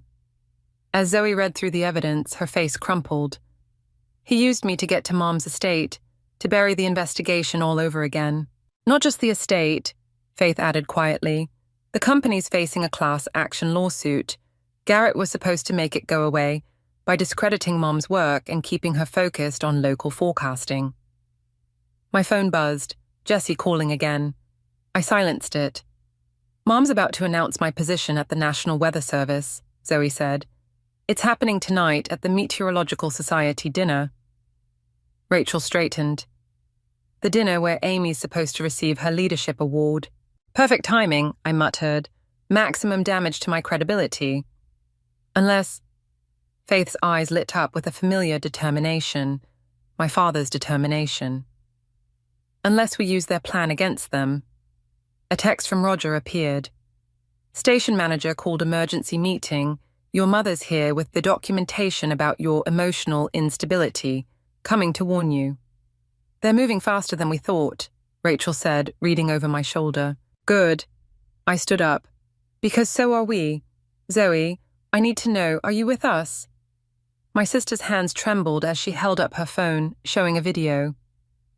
"Garrett didn't know I was recording when he met with Mom last week. He admitted everything. The equipment cover-up, Dad's death, using me to control you." "Send it to me," Faith said, already typing. "I know exactly where to leak this." The front door burst open. Roger rushed in, breathless. "Amy, they're calling an emergency board review. Jessie's testifying about your obsessive behavior regarding your father's death." "Let them," I said, surprising myself with my calm. "Faith, how long until that video goes public?" 20 minutes. My journalism professor is reviewing it now." Zoe's phone chimed. "Mom's asking where I am. The dinner starts in an hour." "Tell her you'll meet her there," I said. "And Zoe? Wear the green dress she bought you. She'll never suspect you're not still her perfect daughter." "Amy," Roger stepped closer, his voice low. "Are you sure about this? Once we start, they started this 25 years ago when they covered up Dad's death." I gathered the documents. "Faith, send everything to Rachel's lawyer. Roger, I need you to do one more thing. Anything. Get me Dad's final weather report, the one they buried. It's time to forecast a different kind of storm." My phone lit up with a text from my mother. "Last chance, Amy. Think about Faith's future." Faith read the message over my shoulder and took my hand. "Mom, I already am thinking about my future. That's why we have to do this." Zoe stood, straightening her shoulders. "I'll drive Faith home to change. We'll meet you at the dinner." As they left, Roger lingered. "Your mother has half the Meteorological Society convinced you're unstable." "Good," I said, watching Rachel organize the evidence, "because unstable weather patterns are my specialty, and tonight they're about to see exactly how much damage a perfect storm can do." Rachel handed me a familiar blue dress, the one I'd worn when I received my first broadcasting award. "Your father would be proud." "No," I said, taking the dress. "He would be justified. And soon, he will be." The sun was setting as we prepared to leave, casting long shadows across Rachel's living room. In less than 2 hours, everything would change. My mother's carefully constructed world of manipulation and control would face something she couldn't predict or manage, the truth. And this time, I had the evidence to prove it. The Meteorological Society dinner buzzed with artificial warmth as I entered, Rachel close behind me. Through the crowd, I spotted my mother at the head table, Jessie beside her. My husband's face paled when he saw me. 5 minutes until the video goes live, Roger whispered, appearing at my elbow. Faith just texted, she's in position. A champagne glass clinked. My mother stood, commanding attention with practiced ease. Before we announce our new National Weather Service appointment, I'd like to address some concerning rumors. Right on schedule, Rachel murmured. My daughter Amy has been struggling lately, my mother continued, her voice dripping with manufactured concern. As many of you know, she lost her father to his obsession with weather patterns and equipment safety. Now, she seems to be following the same destructive path. Phones throughout the room began buzzing. The video was live. Mom. Zoe's voice cut through the murmurs. She stood in her perfect green dress, holding up her phone. I think you should watch this. The room fell silent as Garrett's voice filled the space. The equipment failure wasn't an accident. We knew the readings were wrong, but shipping delays would have cost millions. My mother's composure cracked. This is clearly doctored. Like the maintenance reports. Faith emerged from the back carrying a familiar leather briefcase. The ones in Grandpa's old case that you kept locked in the attic. Jessie stood abruptly. Faith, that's private family property. You mean evidence, I said, finding my voice, of negligence that killed my father and potentially countless others. The room erupted in whispers as Faith opened the briefcase, revealing stacks of documented violations and falsified safety reports. Amy, my mother's voice sharpened, think very carefully about what you're doing. There are consequences, like having your husband killed.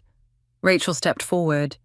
Or manipulating your daughter's marriage, or stealing your other daughter's career opportunities. Jessie moved towards me, his face ashen. I didn't know.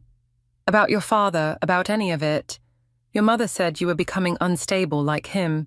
She showed me documents. Forged documents. Roger interrupted, holding up his tablet. Just like the ones she submitted to the station board this morning. The timestamps don't match the metadata.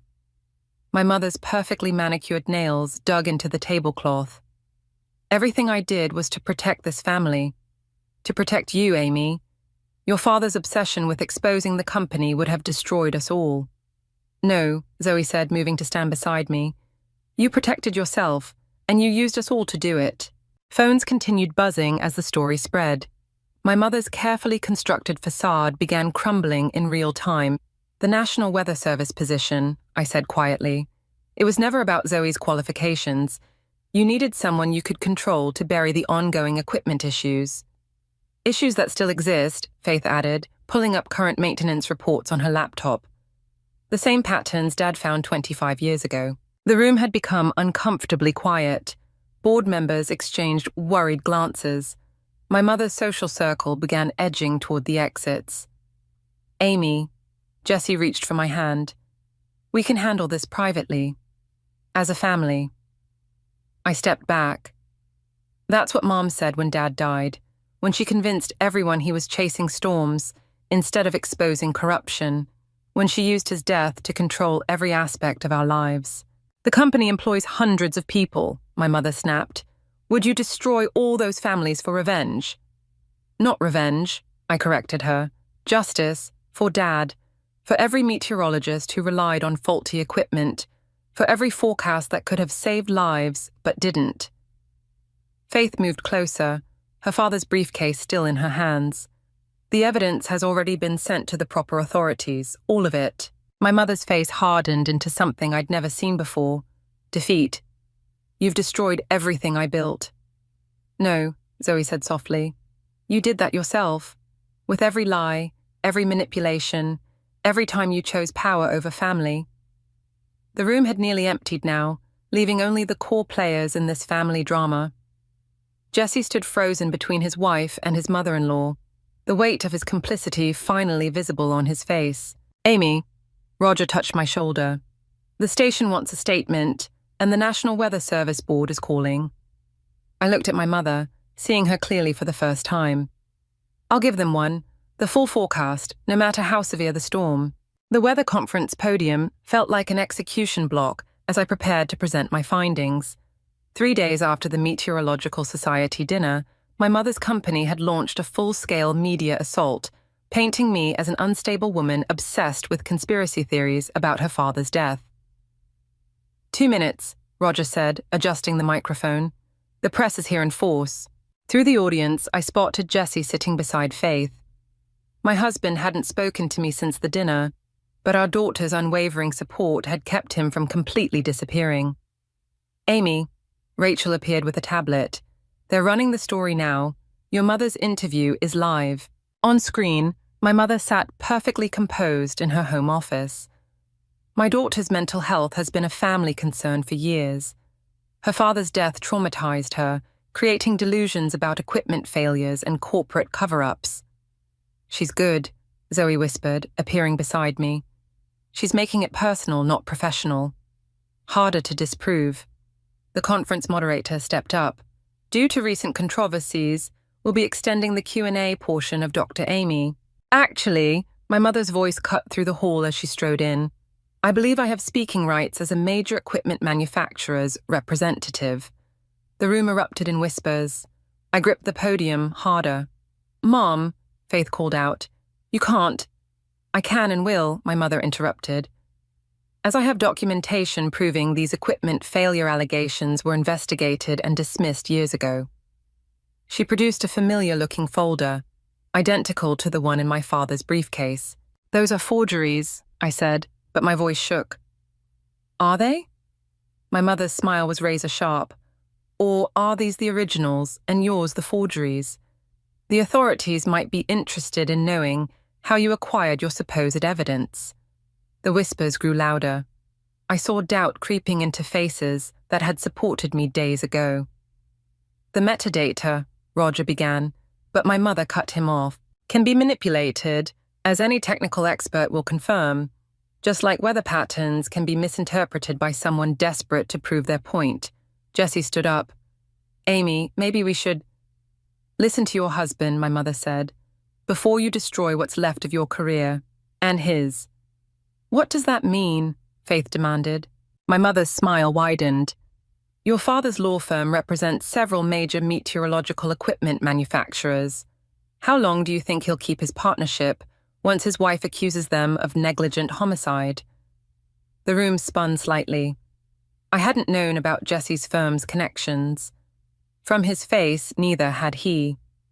You set that up, Zoe realized. You recommended Jesse's firm to those clients. I protected this family, my mother said, like I always have, even from themselves. Rachel stepped forward. I was there when your husband died. I saw... You saw what grief and guilt made you see, my mother cut in, just like Amy sees conspiracies instead of accepting that her father made a fatal mistake. The moderator cleared his throat. Perhaps we should take a brief recess. No, I said, stronger now. I have evidence. Fabricated by a grieving daughter. My mother turned to the audience. Ask yourselves, what's more likely, a decades-long corporate conspiracy, or a traumatized woman unable to accept her father's tragic error in judgment? Phones began buzzing throughout the room. Breaking news alerts flashed. Equipment company cleared in historic investigation. Questions raised about recent allegations. How? I whispered. I had 25 years to prepare for this moment, my mother said quietly. Did you really think I wouldn't be ready? Faith rushed to the podium, gripping my arm. Mom, we have the truth. We have pain, my mother corrected, and it's time to let it heal, properly this time. The room had grown unbearably quiet. Jessie wouldn't meet my eyes. Roger stood frozen by the technical booth. Even Rachel looked uncertain. Amy, my mother's voice softened to that familiar, controlling tone. Come home. Let's handle this as a family. For a moment, I was 12 again, being told my father's death was a simple accident, being shaped into someone who wouldn't ask dangerous questions. Then I saw Faith's face, my father's determination reflected in her eyes, and I remembered why I'd started this fight. "No," I said, reaching for the presentation remote. "I'm done letting you decide what truth this family can handle." But as I clicked the button, the screen remained dark. The backup drive was gone, and with it, everything we'd gathered. My mother's smile said it all. She'd won. Again. Or had she? The conference hall had emptied except for my mother, still standing triumphant by the podium. Faith and Zoe flanked me like guardians, while Jessie hovered uncertainly near the exit. "Your father's original laptop," Roger's voice cut through the silence as he strode in, the one Rachel kept after his death. It just finished uploading 25 years of backed-up data to every major meteorological database in the country. My mother's composure cracked. "That's impossible. I destroyed—" "The copy you knew about," Rachel interrupted, entering with a weathered leather bag. "But Tom always kept backups, including one he gave me the day before he died." "You've had it all this time," I whispered. Rachel nodded, waiting for the right moment, for someone strong enough to finish what he started. "It doesn't matter," my mother said, but her voice wavered. "No one will believe the insurance claims." Zoe stepped forward, holding up her phone. "The ones Garrett documented before he disappeared. He didn't just empty our accounts, Mom. He copied everything, every falsified report, every covered-up malfunction. He sent them all to me this morning." Jesse moved closer, his lawyer's instincts finally overriding his loyalty. "The firm's clients. They knew. They paid," my mother spat, "to protect their investments, to keep this family secure. To buy our silence," Faith corrected, "to keep Mom from becoming like Grandpa." "I protected you." My mother's careful mask shattered. "Your father's crusade would have destroyed everything. Our reputation, our security." "My father's crusade," I stepped toward her. "Or your father's legacy, the company he built by cutting corners, by sacrificing safety for profit." Her hand trembled as she reached for her phone. "One call and every media outlet will run the story of your mental breakdown." "Go ahead," Roger said quietly. "They're already running a different story. Live feeds from weather stations across the country showing the same equipment malfunctions Tom documented 25 years ago. Still happening, still being covered up." "You don't understand what you've done," my mother whispered. "The lawsuits, the investigations. We'll finally bring justice," I finished. "For Dad, for everyone who trusted those readings." Jessie moved to stand beside Faith. "It's over, Cheryl. The firm's already being contacted by families affected by the faulty equipment." "Families?" My mother laughed bitterly. "You think I care about strangers' families? Everything I did was for this family. For you, are you so, Amy, for your future?" "No," I said softly. "Everything you did was for control. Dad threatened that control, so you let him die. I threatened it, so you tried to destroy my career. Zoe challenged it, so you manipulated her relationship. I made you all stronger," she insisted, "protected you from your own weaknesses." "Like your father protected you?" Rachel asked, "by making you choose between your dreams and family loyalty." My mother staggered slightly. "How did you—" "The letters in the attic," Faith said. "Not just Grandpa's, your old ones too. About the scholarship you turned down, the career you gave up to protect the family name." "You didn't protect us," Zoe added. "You controlled us, like you were controlled." For the first time in my life, I saw my mother's armor completely crumble. She looked small, almost fragile, as decades of carefully constructed power dissolved. "What do you want?" she asked, her voice hollow. "The truth," I said. "All of it, in your words, about Dad, about the company, about everything." "And if I refuse, then we'll tell it without you," Jessie said. "Every detail, every manipulation, every choice that led to this moment." My mother looked at each of us, her daughters, her granddaughter, her carefully cultivated family circle, now united against her.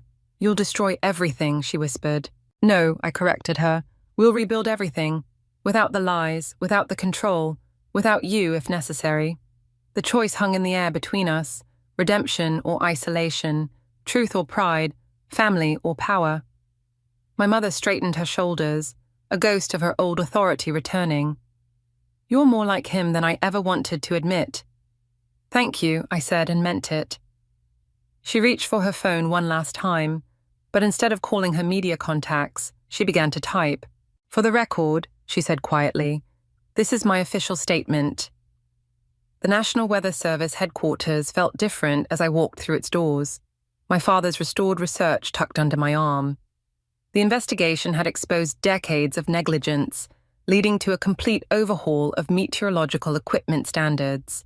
My mother's confession had made headlines, but it was her private admission, written in trembling handwriting and left on my desk, that finally broke the cycle of control she'd inherited and perpetuated. "Ready?" Faith appeared beside me, already wearing her intern badge. The National Weather Service's student program had been her idea, a way to honor her grandfather's legacy while forging her own path. Almost. I touched the nameplate on my new office door. Director of Equipment Safety and Standards, a position created in response to the scandal, designed to prevent history from repeating itself. "Mom," Faith's voice softened. "Grandma's here." My mother stood in the lobby, smaller somehow without her usual armor of perfection. 3 months of investigations and depositions had stripped away more than her social standing. They'd forced her to face the truth about herself. "The board meeting starts in 10 minutes, I said. "I know."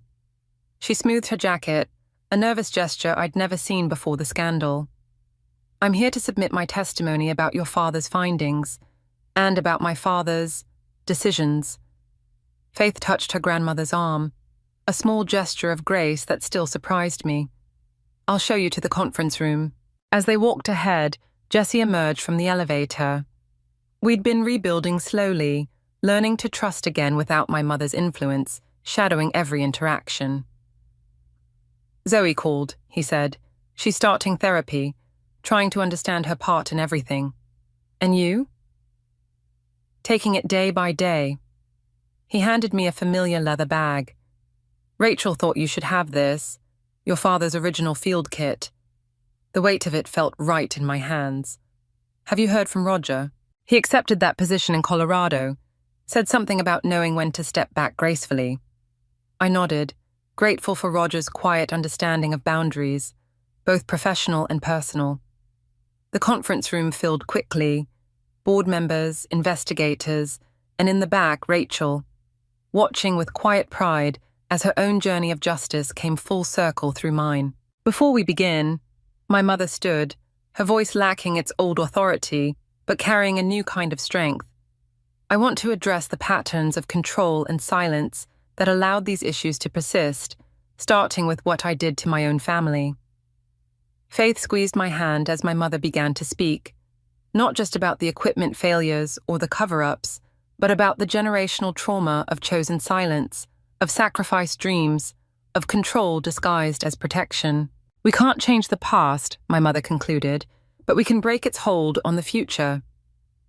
The meeting continued, but I found myself watching Faith take notes, seeing in her the perfect blend of her grandfather's integrity and her own fierce determination to make things right. Later, standing in my new office, I unpacked my father's field kit.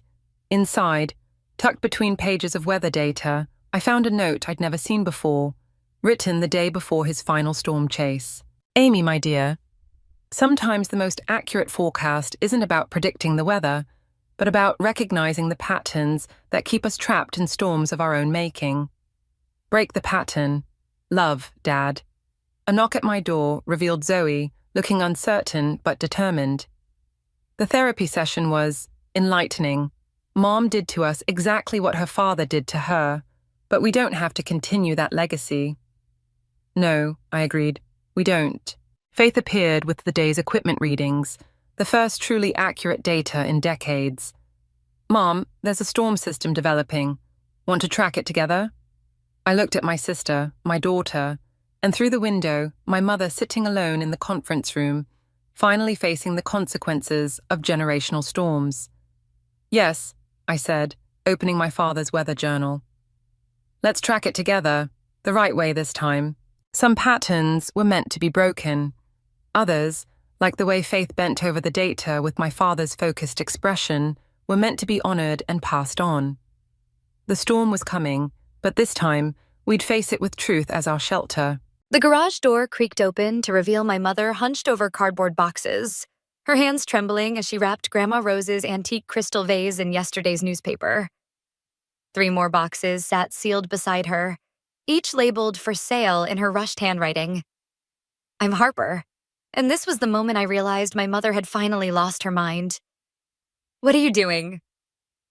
My voice came out sharper than intended, echoing against the concrete walls. She didn't even look up.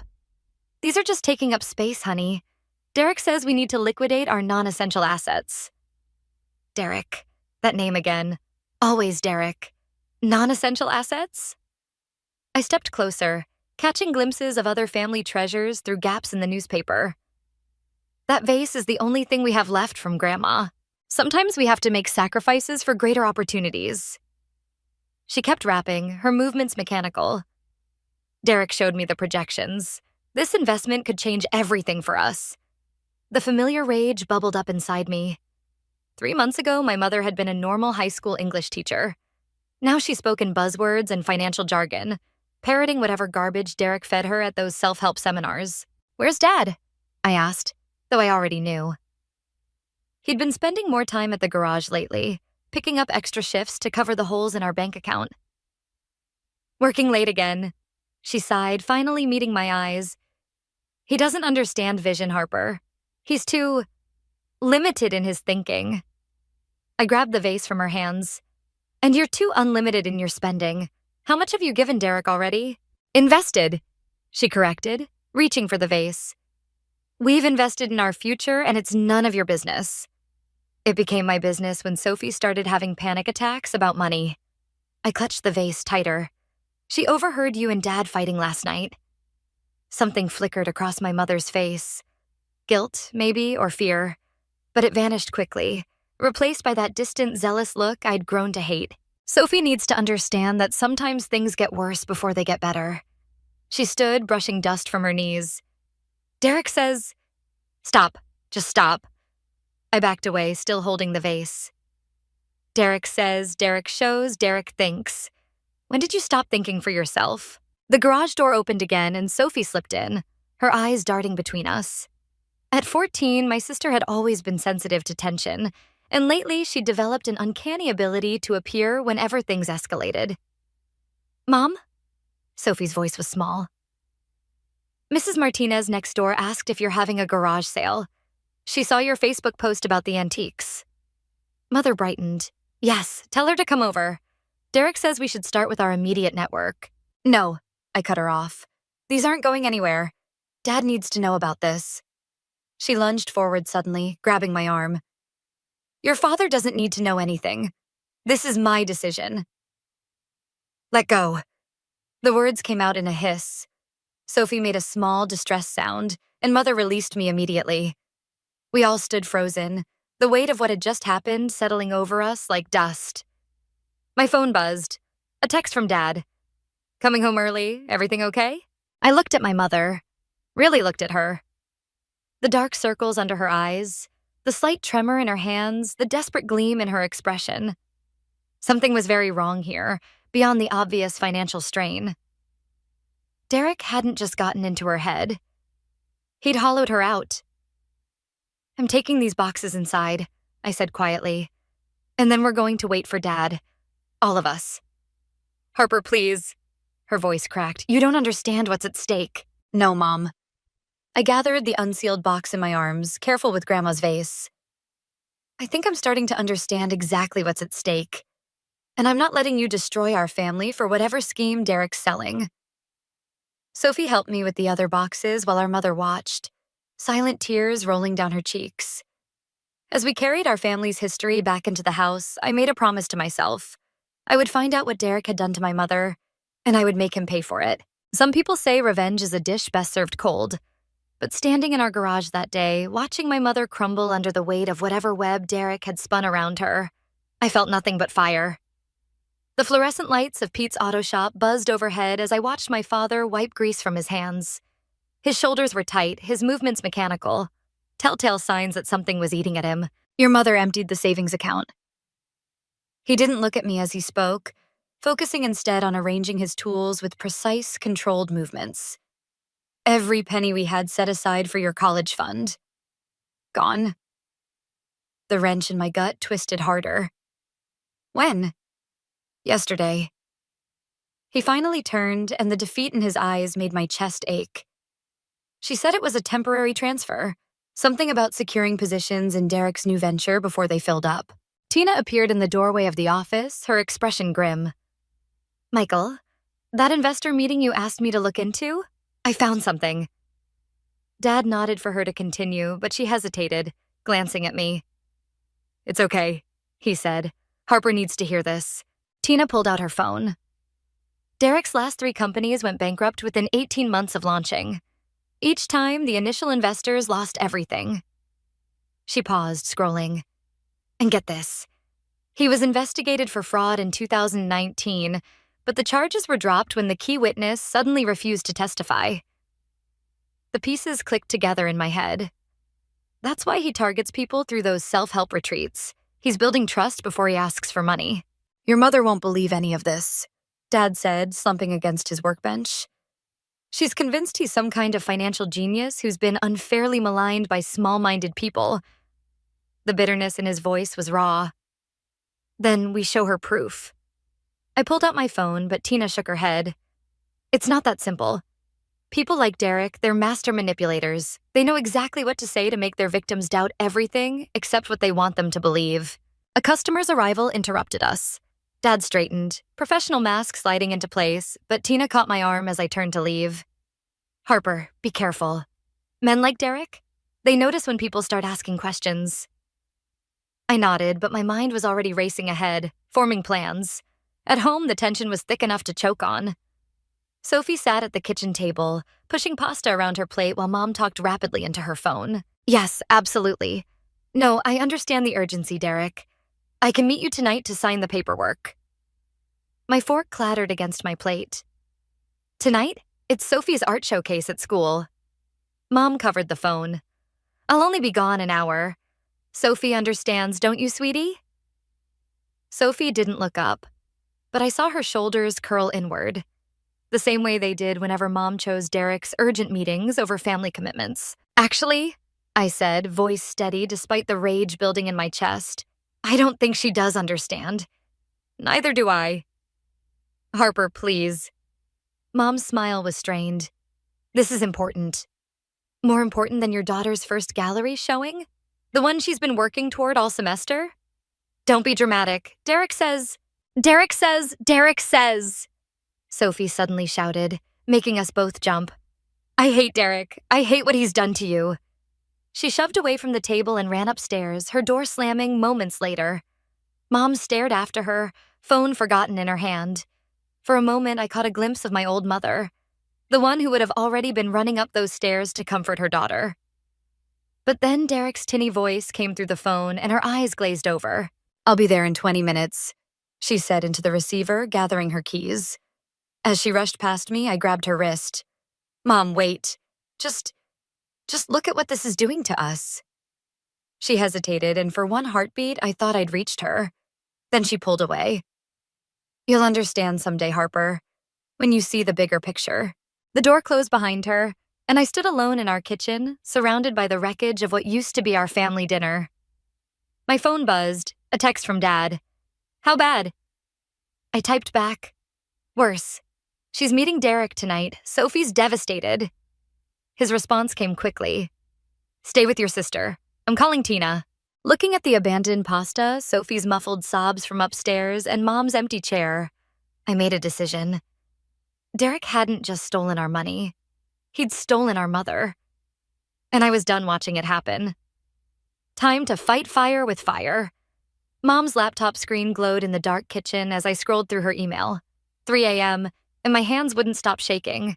Not from guilt, from rage. The encrypted messages between her and Derek laid bare a scheme far worse than I'd imagined. They weren't just planning another investment. They were targeting other families from Mom's school, using her reputation as a trusted teacher to rope them in. What are you doing? Sophie's voice made me jump. She stood in the doorway, wrapped in her oversized art smock, paint still fresh on her fingers. "You should be sleeping," I said, closing the laptop. "So should you." She moved closer, glancing at the screen. "Did you find something?" Before I could answer, Dad's truck rumbled into the driveway. He wasn't supposed to be home for hours. Sophie and I exchanged looks as voices carried through the walls. Dad's low and controlled. Mom's high and defensive. "You confronted him?" Mom's voice cracked. "How dare you go behind my back? How dare I?" Dad's laugh was hollow. "Laura, he's taking everything we have, and now you're helping him target your own students' families?" Sophie grabbed my arm. I hadn't realized I was moving toward the door until she stopped me. The front door slammed open. Derek's voice joined the chaos. "Michael, you're making a serious mistake." My blood turned to ice. What was he doing at our house at this hour? "The only mistake," Dad said, "was not seeing you for what you are sooner. Get out of my house." "Laura invited me." Derek's tone dripped with false concern. "She called, very upset about your aggressive behavior at my office today." I edged toward the kitchen doorway, Sophie still clinging to my arm. Through the gap, I could see Derek, perfectly pressed suit, practiced smile, hand resting possessively on Mom's shoulder. "Tell him, Laura," Derek urged. "Tell him about the guaranteed returns. Show him the projections." "The projections are fake," Dad spat. "Just like your last 3 companies at sea. Just like every promise you've made." "Michael, please." Mom stepped toward him. Derek showed me proof. "The SEC investigation was a mistake. The investigation was buried," I said, stepping into view. "Because your star witness disappeared, right, Derek?" The room froze. Derek's smile flickered, then returned fuller, faker. "Harper, shouldn't you be in bed? Shouldn't you be in jail?" I pulled out my phone, displaying the articles I'd found. 3 bankruptcies, 200 families lost their savings, 1 witness who vanished right before testimony. "Harper, enough!" Mom moved between us and Derek. "You don't understand. No, you don't understand." Sophie's voice rang out, startling everyone. She thrust forward a sketch pad. "Look what I drew in art therapy, Mom. Look what your choices are doing to us." The page showed our family, drawn in Sophie's talented hand. But we were fractured, pieces falling away, Derek's shadow looming over the broken pieces of Mom. Mom's hands trembled as she took the pad. "Sophie, baby, Save it." Sophie's voice shook. "I heard you on the phone yesterday. You're planning to remortgage the house. You're going to take everything, aren't you?" Derek stepped forward, smooth as oil. "Perhaps we should discuss this privately, Laura. The children are clearly upset." "The children," Dad cut in, "are clearly smarter than we've been." He pulled out his phone. "Tina sent me everything, Derek. Every scam, every victim. I'm meeting with the DA tomorrow." Derek's mask slipped. Just for a second, but I saw it. The flash of calculation, the predator beneath the smile. "That would be unwise," he said softly. "Laura's signature is on everything. Every transaction, every recruitment. How long do you think a teacher's career survives fraud charges?" Mom made a small, broken sound. "You son of a..." Dad started forward, but Derek held up a hand. "Just business, Michael. Nothing personal." He turned to Mom. "Laura, we should go. Now." The moment stretched like glass about to shatter. Mom looked between Derek and us, her family, tears streaming down her face. "Mom," I said quietly, "if you leave with him now, you're choosing him over us. Forever." She took a step toward Derek. Sophie's sketchpad hit the floor. And I knew with crystalline clarity that revenge wasn't just about justice anymore. It was about survival. "Go ahead, Mom," I said, my voice arctic. "But remember this moment. Because when everything falls apart, and it will, don't come crying to us." Derek led her out the door, but not before I caught his smirk. He thought he'd won. He had no idea what was coming. The manila envelope landed on Tina's desk with a soft thud. Inside were printouts of every conversation between Mom and her students' parents about Derek's investment opportunity. My hands hadn't stopped trembling since I'd found them. "This is worse than we thought." Tina spread the papers across her desk. She's already collected deposits from 3 families. Dad leaned against the wall of the auto shop's office, eyes closed. How much? 50,000 each. I watched his jaw clench. And there are 7 more families lined up for next week. The phone on Tina's desk buzzed. She glanced at the screen and her expression shifted. It's my contact at the SEC. Give me a minute. As she stepped out, Sophie's latest text flashed on my phone. Mom's packing boxes. Lots of them. We need to move faster, I said to Dad, before... The office door burst open. Derek stood there, immaculate in his charcoal suit, that practiced smile plastered across his face. Harper, Michael, how convenient to find you both here. Dad straightened, positioning himself between Derek and me. Get out. Now. Derek held up his hands. I'm here as a friend. To warn you. He pulled out his phone, tapped the screen, and turned it toward us. Your mother's signature. On everything. Transfer authorizations, investment contracts, recruitment agreements. If you pursue this, vendetta, she'll face federal charges. My throat went dry. You're bluffing. Am I? He scrolled through more documents. The DA might be interested in how she used her position as a teacher to solicit investments. The school board certainly would be. You manipulated her, Dad growled. I gave her opportunities. She chose to take them. Derek's smile turned predatory. Just like she chose to leave with me last night. Face it, Michael. She's not the victim here. She's my partner. The word partner hit like a physical blow. Dad must have felt it too. His hands curled into fist. What do you want? I asked, hating how my voice shook. Drop it. All of it. The DA, the SEC investigation, everything. He straightened his tie. In return, I'll ensure Laura's name stays clean when this all plays out. When what plays out? His smile widened. Let's just say certain investments are about to mature. The pieces clicked together. You're planning to disappear. With everything. Smart girl. He checked his watch. You have until tomorrow to decide. After that, well, I'd hate to see Laura's career end in handcuffs. He turned to leave, then paused. Oh, and Harper? That encryption on Laura's laptop? Amateur work. Next time you go snooping, try harder. The door closed behind him just as Tina returned. She took one look at our faces and said, What happened?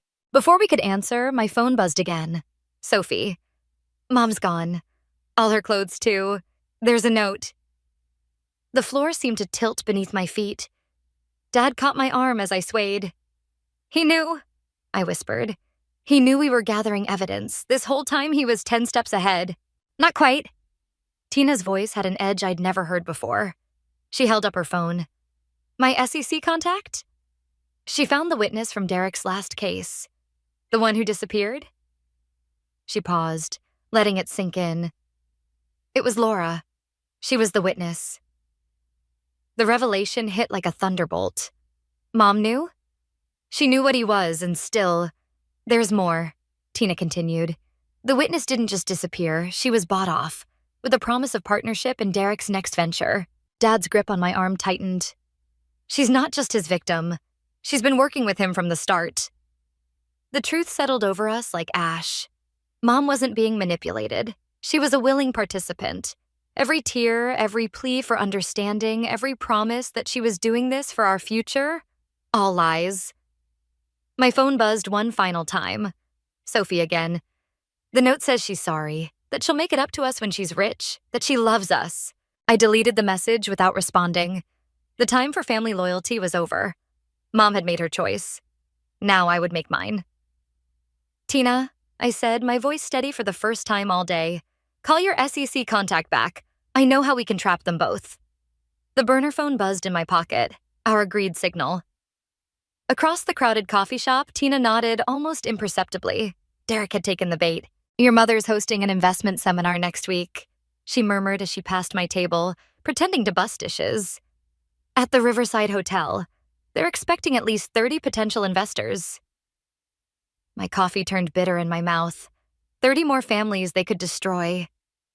The bell above the door chimed. Mom walked in, designer handbag swinging from her arm, new money already being spent. She didn't notice me in the corner, too focused on her phone as she ordered her complicated drink. The usual, Laura? The barista smiled. Haven't seen you teaching lately. I found a more lucrative calling. Mom's laugh sounded foreign, practiced. Actually, I'm hosting a financial seminar next week. You should come. My fingers clenched around the cup. 3 tables away, Tina paused in her pretend cleaning. Really? The barista perked up. I've been trying to save for college. Perfect. Mom reached into her bag. Let me give you a brochure. Derek's system is revolutionary.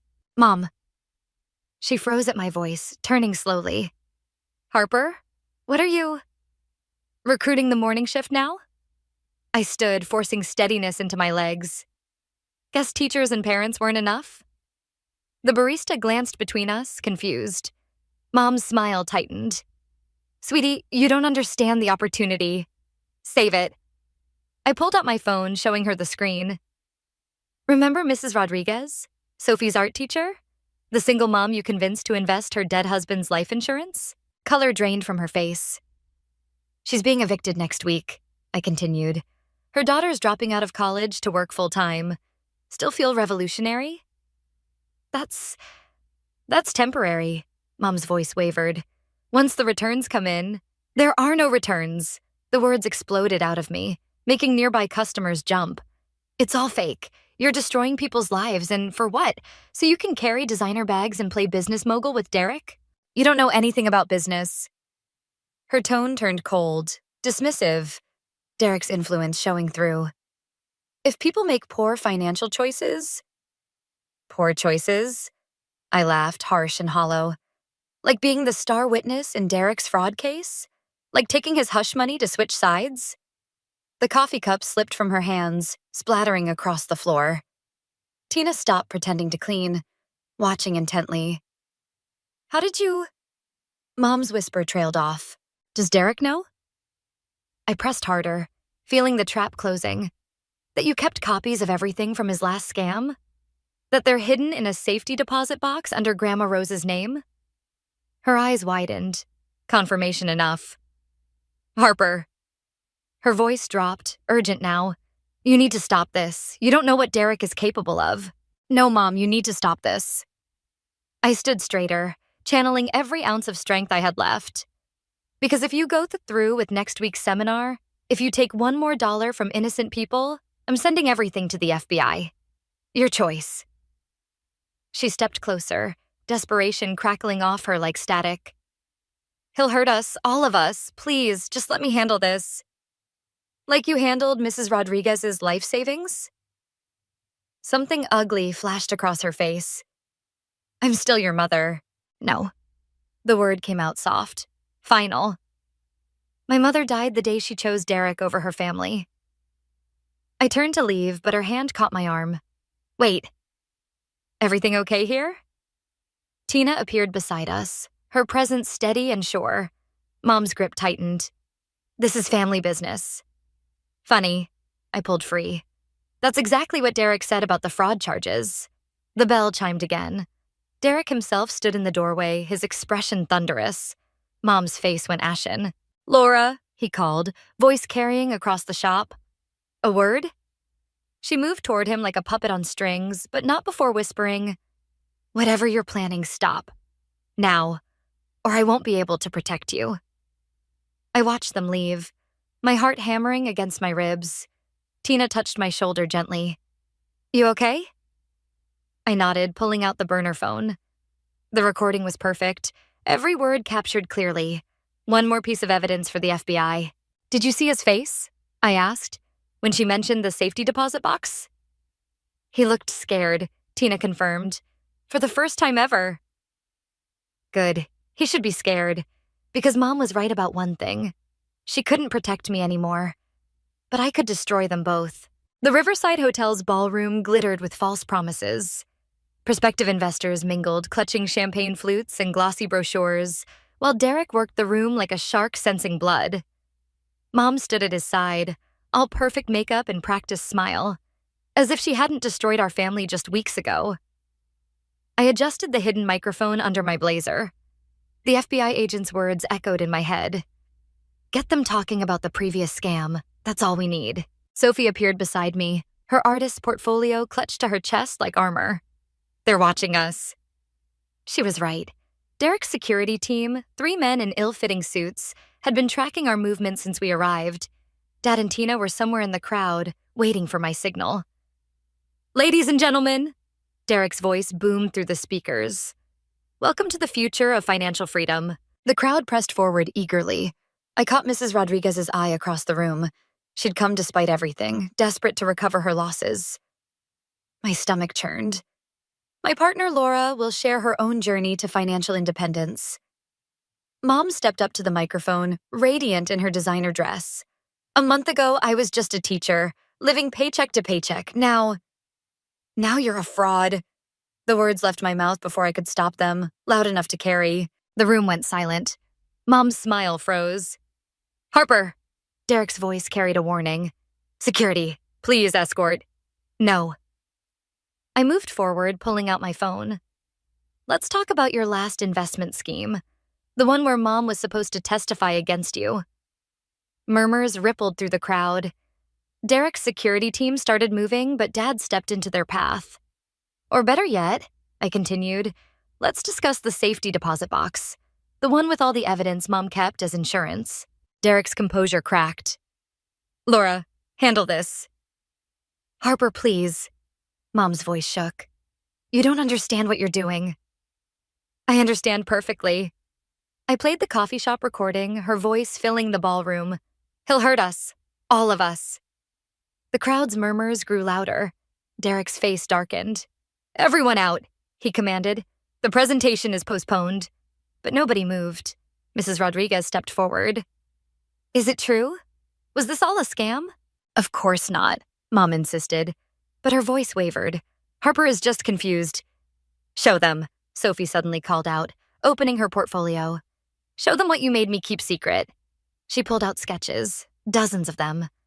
Mom and Derek in intense discussions. Mom crying over bank statements. Derek's threatening posture as he loomed over our family dinner. My art teacher said to draw what scares me. Sophie's voice cracked. This is what scares me, Mom. The room erupted in chaos. Investors demanded answers. Derek's security team moved in. Dad and Tina tried to reach us through the crowd. Then Derek laughed, a cold, calculating sound that froze my blood. Impressive performance, he said, pulling out his phone. But since we're sharing evidence... He played a video. Me, breaking into his office last week, copying files. Breaking and entering, corporate espionage, serious charges for a minor. Mom went pale. You said you'd leave her out of this. Plans change. Derek nodded to his security team. Like that safety deposit box you thought I didn't know about. The one that's being emptied right now. The ground seemed to tilt beneath my feet. Our backup evidence gone. You see, Harper, Derek continued, your mother made a choice long ago. She chose survival, just like you'll choose to walk away now, unless you want to spend your college years in juvenile detention. Harper, run! Dad's voice cut through the chaos, but I couldn't move. Mom stood frozen between Derek and me, tears streaming down her face, destroying her perfect makeup. I'm sorry, she whispered. The security team closed in. Tina shouted something about the FBI, but it was too late. Derek had outplayed us again. Sophie grabbed my hand, her grip desperate. This isn't over. But it was. I'd tried to save everyone, and instead I'd lost everything. The evidence, our leverage, maybe even my freedom. Derek's smile widened as he dialed his phone. Yes, officer, I'd like to report a break-in. The last thing I saw before the security team reached us was Mom's face. Not triumphant, not angry, just broken. Like she was watching both her daughters drown and choosing to let us sink. Maybe that's what revenge does. Makes you sacrifice the very things you were trying to save. The police station's fluorescent lights cast harsh shadows across Mom's face as she sat across from me. Her designer outfit wrinkled from hours in custody. Behind the two-way mirror, I knew Dad, Tina, and the FBI agents were watching. Sign the confession, I said, sliding the paper forward. It's over. She stared at her manicured hands. Derek has evidence against you. The break-in was authorized. I pulled out an FBI warrant. Everything I did was legal. Everything you did wasn't.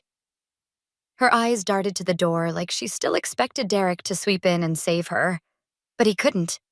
He was in the next room, probably making his own deal. You don't understand what it was like, she whispered, being the star witness, knowing he could destroy everything. When he offered me a partnership instead. You chose money over morality. I chose survival.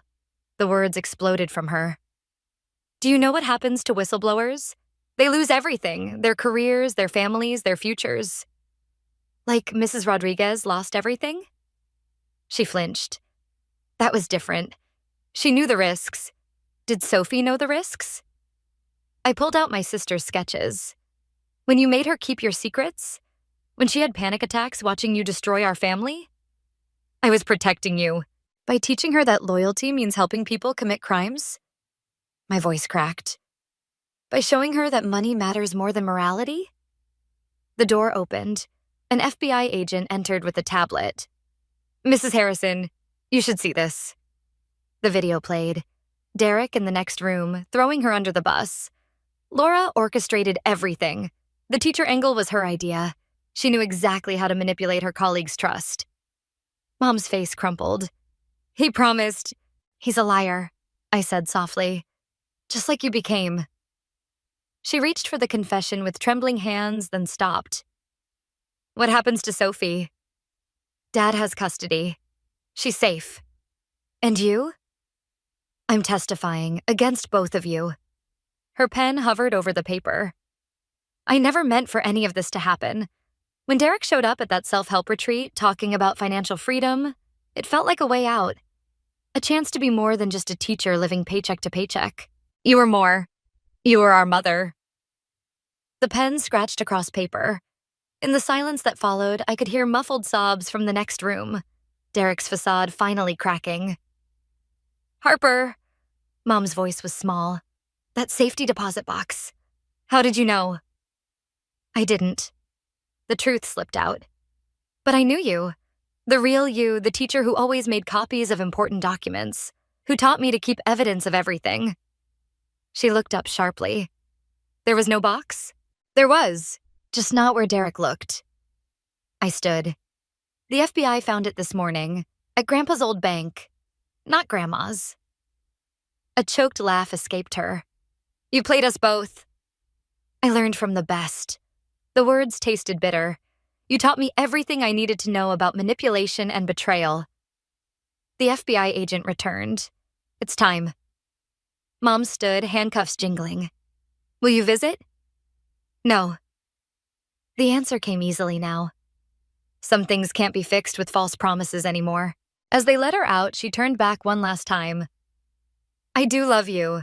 Both of you. Even if I forgot how to show it. I know. I gathered the confession. That's what makes this unforgivable. Outside, Sophie waited with Dad and Tina. She rushed forward, wrapping her arms around me. Is it really over? She whispered. Through the window, I watched them load Mom and Derek into separate police cars. All those months of planning, of gathering evidence, of playing their own game against them, it hadn't brought the satisfaction I'd expected. Yeah, I said, holding my sister tighter. But not the way I thought it would. Dad's hand landed on my shoulder. You did what you had to do, maybe. But as the police cars pulled away, I wondered if revenge ever really fixes anything, or if it just teaches us how to break things differently. Sophie pulled out her sketchbook, a new drawing. Our family, smaller now but unbroken, standing in the light while two shadows retreated in the distance. Sometimes the only way to save what matters is to let go of what's already lost. Grandma Rose's crystal vase caught the morning light, casting prisms across the kitchen table. I'd found it in a local pawn shop, 3 buses and 2 hours away from home. The owner remembered Mom, her desperation, her promises of future wealth. You didn't have to buy it back. Sophie traced the vase's edges with her fingertips. It's just a thing. No. I watched the light dance. It's a reminder. The newspaper on the table showed Derek's conviction, 15 years for fraud.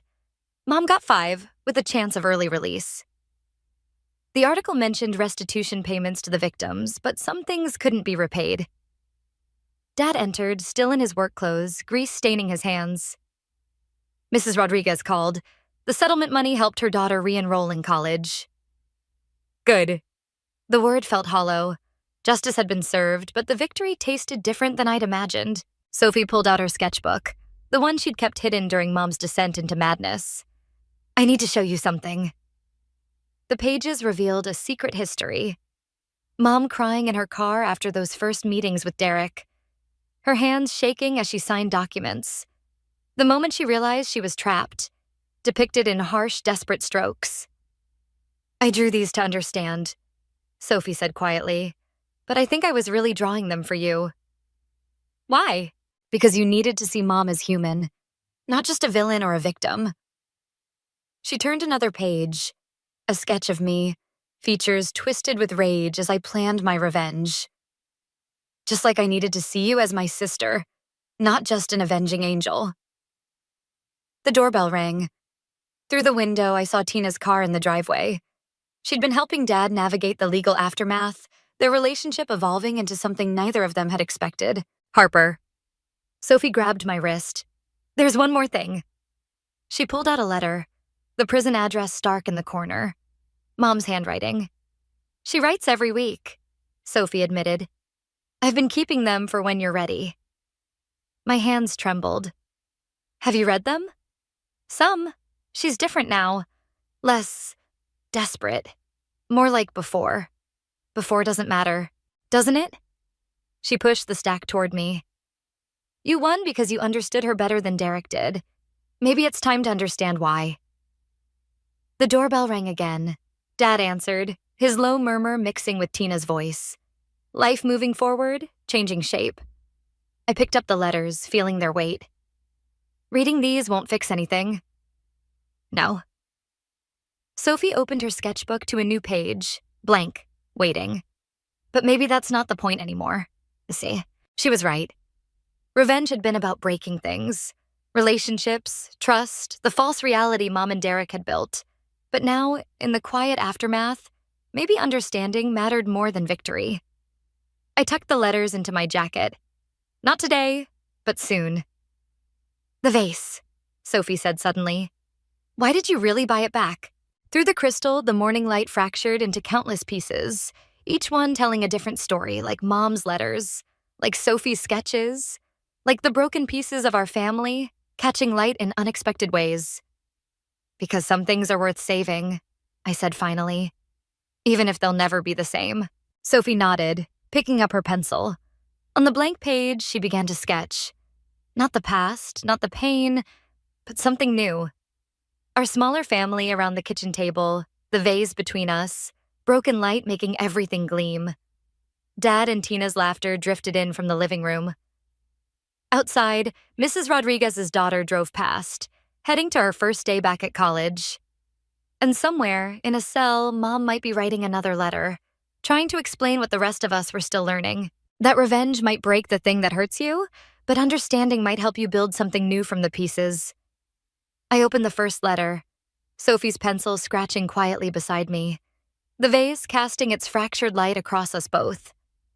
Not an ending, not really, just a different kind of beginning.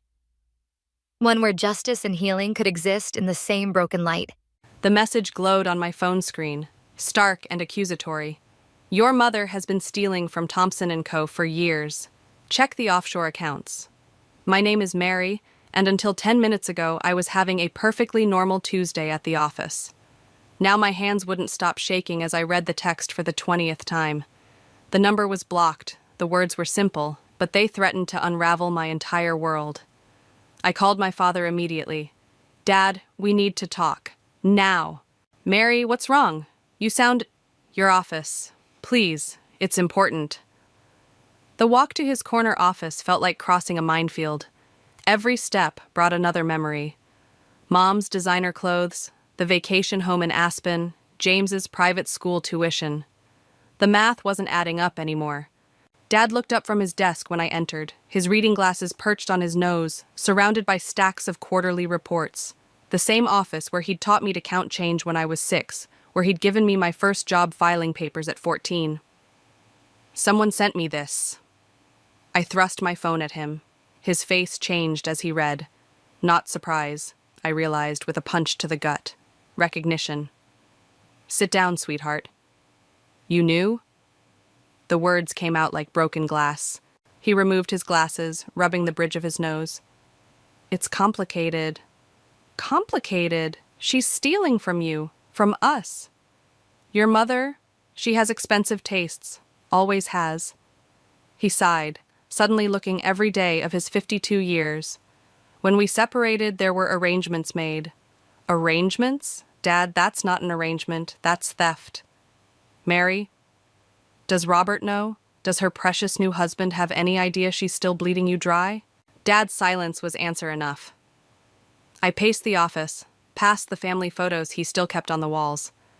Mom smiling at my high school graduation before she left us for Robert Mitchell and his corner office at a rival firm. Before she had James, and built her perfect new life, funded by money she apparently never stopped taking from us. Why didn't you stop her? Because she threatened to take you. His voice cracked. Back when you were still a minor. Said she'd fight for full custody, drag everything into the open.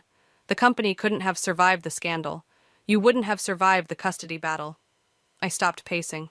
I'm not a minor anymore. No, he agreed quietly. You're not. My phone buzzed again. Another message from the unknown number. Proof in the Cayman accounts. Password. James Robert 2008. She named the account after them, I said, my voice hollow.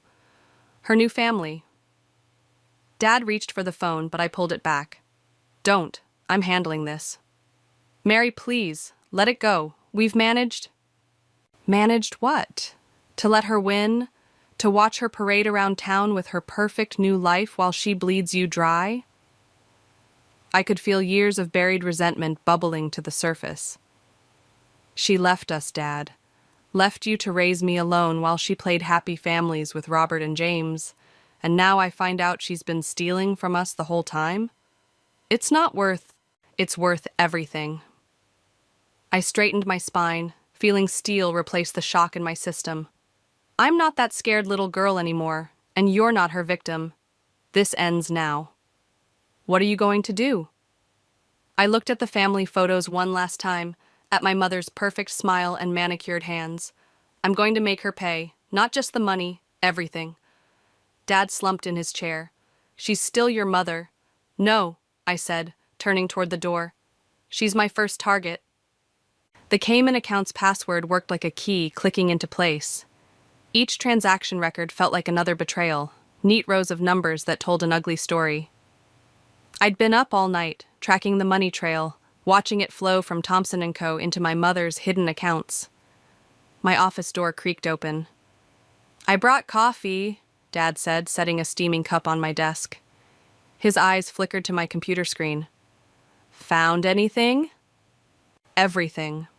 I turned the monitor toward him. Look at the dates. The first transfer was 2 weeks after James was born. Then bigger amounts when he started private school. Christmas bonuses that never existed. Fake vendor payments. She's been bleeding us for 15 years. Dad's hand trembled as he reached for his own coffee. Mary, I know you're angry. This isn't anger. I pulled up another spreadsheet. This is methodical. See these transfers? They match exactly when she took James to Europe last summer, while you were taking out a second mortgage on your house. The mortgage wasn't to keep the company afloat during COVID. I know. I stood up, pacing. Because she was still taking her cut even then, even when we almost went under. My phone buzzed. A text from James. Hey sis, Mom's acting weird. Says you're spreading lies about her. What's going on? She's already playing defense, I muttered, showing Dad the message. He's just a boy, Mary. Don't drag him into this. She already did that. I typed back. Family dinner tomorrow? We need to talk. James replied instantly. Mom says she's too busy. Of course she is. I grabbed my coat. I'm going over there. Mary, wait. No more waiting. I was already halfway to the elevator. 15 years is enough. The drive to my mother's house felt surreal. The gates opened automatically. She'd never bothered to remove my access code. Her Mercedes sat in the circular driveway next to Robert's Range Rover. Such nice cars for such dirty money. James opened the door before I could knock.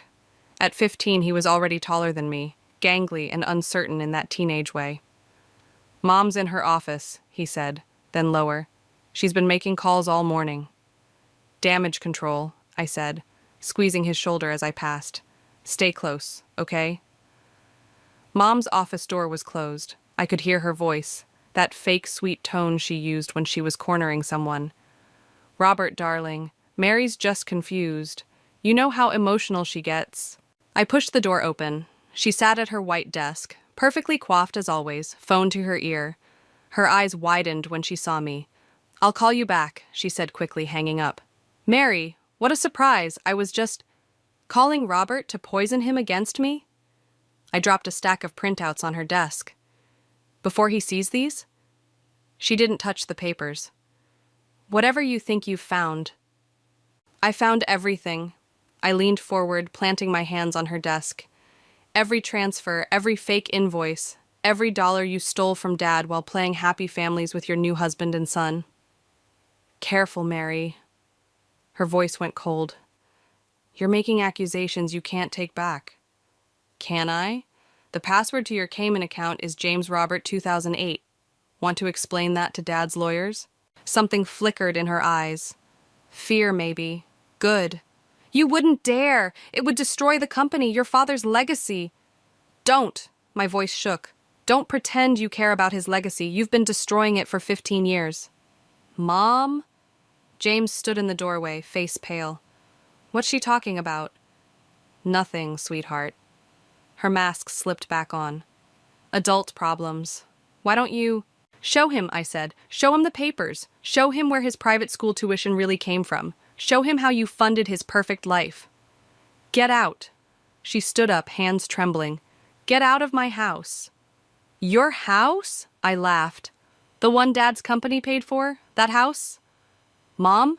James's voice cracked. "Is it true?" She turned to him, reaching out. "James, darling." He stepped back. The hurt in his eyes mirrored what I'd felt at his age, watching her walk away from us. "Just tell me the truth, for once."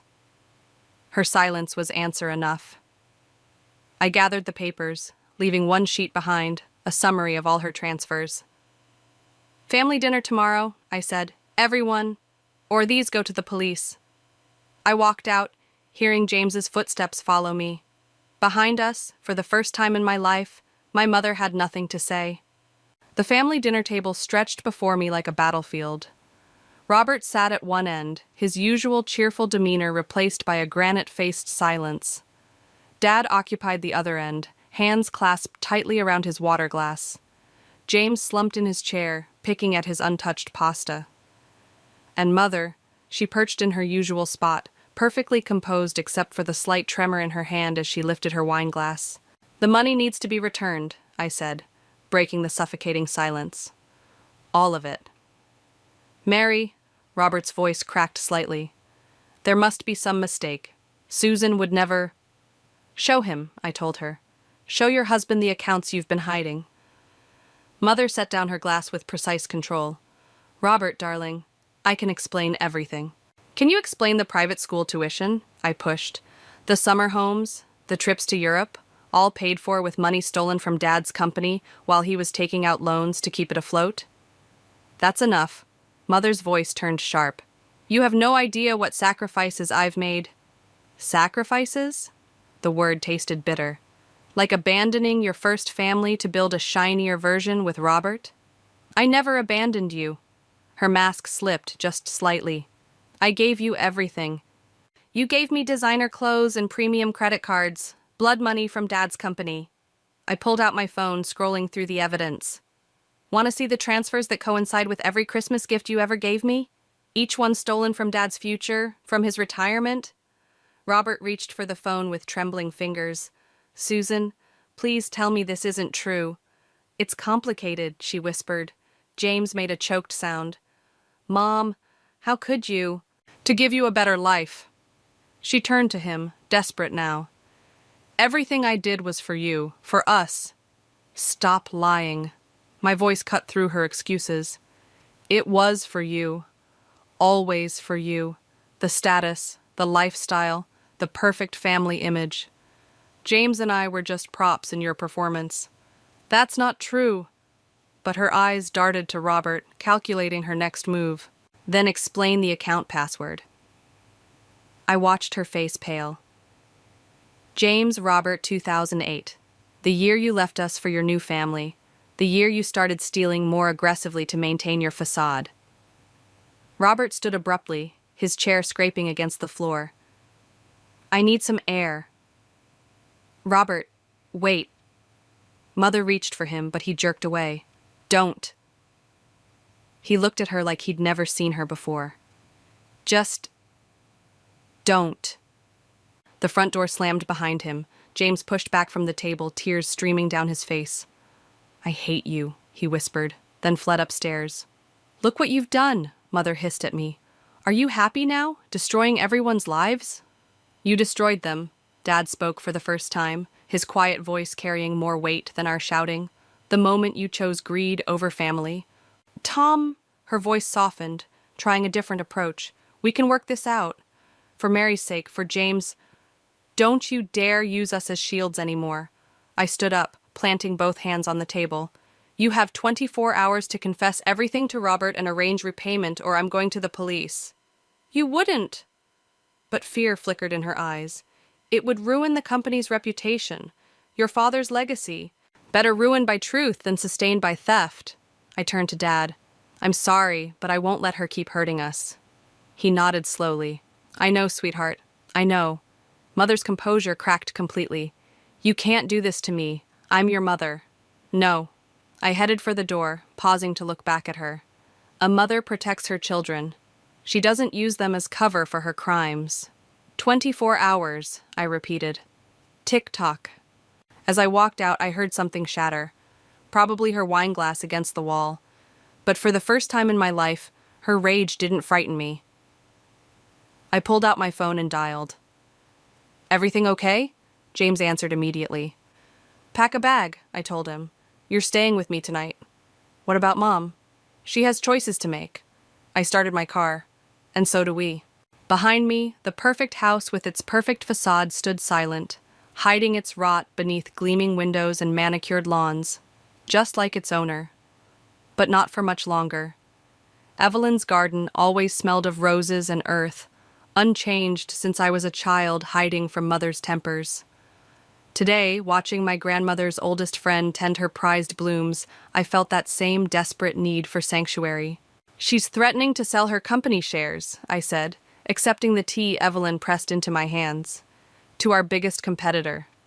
Evelyn's weathered hands stilled on her pruning shears. And how much would that hurt Thompson & Co.? It would destroy us. She owns 15%, enough to trigger a hostile takeover if she sells to Maxwell Industries. Your mother always did know where to plant her knives.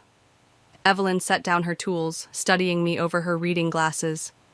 The question is, dear one, what are you really trying to save? James's text lit up my phone. Mom's lawyer called Dad. They're fighting downstairs. I'm trying to save my family, I said, but the words felt hollow. Are you?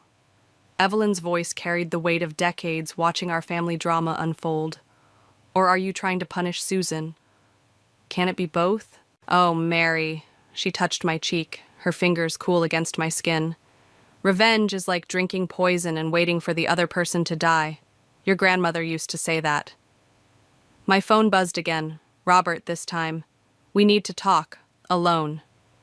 Everyone wants to talk, I muttered. Nobody wants to act. Because action means consequences. Evelyn moved to her roses, deadheading with precise snips. Once you start this war, there's no going back.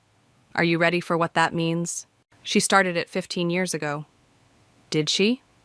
Evelyn turned, something sharp in her gentle eyes. Or did it start before that? With her own mother? With the expectations that shaped her? with the fears that drove her to value security above love? Don't make excuses for her. I'm not. I'm asking you to see the whole garden, not just the thorns. She handed me a perfect rose, deep red and just beginning to open. Understanding why a snake bites doesn't make the venom less deadly, but it might help you choose your antidote. My phone lit up again. Mother, you want the truth? Come home. Now. What would you do? I asked Evelyn. I would remember that every action has an equal and opposite reaction. She smiled sadly. And that family wounds cut deepest because they're inflicted with intimate knowledge of where we're most vulnerable. I stood, clutching the rose she'd given me. I can't let her win. The question isn't about winning or losing anymore, is it? Evelyn touched my arm. It's about what kind of person you become in the process. Another text from James. Mom's crying, actually crying. I've never seen her cry before. Go, Evelyn said softly. But remember, you can fight for justice without becoming what you're fighting against. The drive to Mother's house felt different this time. The security gate stood open, waiting. Robert's car was gone. Dad's truck sat in the driveway instead, its presence both comforting and ominous. Inside, voices drifted from the study. Dad's steady tone, Mother's sharp responses, James's quieter interjections. I paused in the doorway, watching them, my fractured family in tableau. Mother looked up first. Her mascara was smeared, her perfect facade cracked. I suppose you're happy now. Susan, Dad warned. No, let her speak. I stepped into the room. You wanted to tell the truth, so tell it. She laughed, a broken sound. The truth? The truth is I was terrified, of being nothing, of losing everything, of ending up like my mother, dependent on a man's charity until the day she died. So you stole instead. I secured my future. Her chin lifted. And James's future. What about my future? The words escaped before I could stop them. What about the daughter you left behind? Something flickered in her eyes, regret maybe, or just better acting. I left you with the stronger parent, the better person. She looked at Dad. I knew he'd raise you right. That's not good enough anymore. I pulled out my phone, showing her the Maxwell Industries email. Call off the sale, face the consequences, or I swear I'll... You'll what? She stood, suddenly dangerous again. Destroy everything? Burn it all down? Her smile turned razor sharp. Oh, my darling girl. You really are my daughter after all. The rose's thorns bit into my palm, drawing blood. Behind me, James made a soft sound of distress. And I realized Evelyn was right. This wasn't about winning anymore. It was about who I'd become by the end. Alex's fingers flew across his keyboard, screens of data reflecting in his glasses. Your mother's good, he muttered. But not good enough. I paced his cramped home office, coffee gone cold in my hands. What did you find? She's been moving money through shell companies, then routing it back through legitimate businesses. He pointed to a complex web of transactions. Look here, every transfer coincides with major life events. Your parents' divorce, James's birth, your father's heart attack. The last one stopped me cold. What? 3 years ago, large transfer, same day your father was hospitalized. Alex glanced up. You didn't know?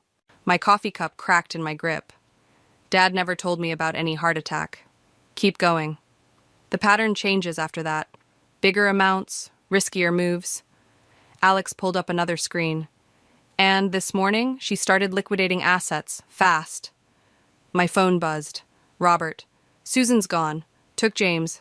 Left her wedding ring. She's running. The realization hit like ice water. Can you trace where the money's going? Alex's typing intensified. Multiple transfers. Wait, something's wrong. His screens flickered, numbers scrolling faster than I could follow. She's not just moving money, she's... My phone rang. Dad. The company accounts are empty, he said without preamble. All of them, even the emergency reserves. The coffee cup shattered on Alex's floor. How much? Everything, Mary. She took everything. Alex's voice cut through my shock. Mary, There's more. The transfers. They're not just to offshore accounts. Some of this money is going to Maxwell Industries, the competitor who wants to buy us out. My legs gave out and I sank into Alex's spare chair. She's not running, she's destroying us. Another text from Robert. James says she's taking him to Switzerland. Private plane leaves in 2 hours. Alex, I need everything you found, now. Mary, this is serious corporate espionage territory. He looked worried. If you use this information, she'll go to prison. The words tasted like ash. My mother will go to prison. Among other things. He hesitated. There's something else. These accounts? They're not all in her name. Some are in James's. My phone buzzed again. James this time. I didn't know Mary, I swear. She made me sign papers last year, said it was for college. She's using him as a shield. The realization made me sick. Making him complicit to protect herself. Alex printed documents, the pages warm in my hands. What are you going to do? My phone lit up with a final message. Mother. You wanted war, darling. Let's see how well you learned from me. 2 hours. A private plane. My 15-year-old brother being used as a human shield by the woman who taught me everything I know about betrayal. I need you to send these documents to 3 people, I told Alex. The FBI's Financial Crimes Division, the SEC, and Maxwell Industries Board of Directors. Mary, then I need you to delete everything, all traces of your involvement. He stared at me. What are you going to do? I stood, gathering the papers. I'm going to the airport. The authorities will handle this. They'll be too late. I headed for the door. She taught me too well, Alex. I know exactly what she'll do, because it's what I would do. That's what scares you, isn't it? His voice stopped me. Not that you'll fail, that you'll succeed and become exactly like her. I thought of Evelyn's words about snakes and venom, about the choice between justice and revenge, about who I'd become by the end. No, I said quietly. I'm scared that I already am like her, and that's exactly why I have to stop her. My phone buzzed one last time. Dad. Whatever you're planning, remember, she's still his mother. I stared at the message, then at the documents in my hands. 2 hours to choose. Destroy my mother completely, or let her destroy everything my father built. 2 hours to decide what kind of person I really was. The papers felt heavy as sin as I walked to my car. Behind me, Alex's printer whirred again, spinning out more proof of my mother's betrayal. More ammunition for the war she'd started 15 years ago. Time to finish it. The private terminal at the airport hummed with quiet efficiency. Through the floor-to-ceiling windows, I watched Mother's chartered plane being prepped for takeoff. 40 minutes until departure. My evidence folder felt like lead in my hands. Security stopped me at the terminal entrance. Private access only, ma'am. My mother and brother are inside. I held up my phone, showing James's latest text. Help. Name. Susan Thompson Mitchell's daughter. The guard's expression changed. Oh, Mrs. Mitchell left instructions. You're not permitted. Mary. Robert emerged from the terminal, looking haunted. Let her through. Inside, Mother sat perfectly poised in a leather chair, designer luggage arranged around her like a fortress.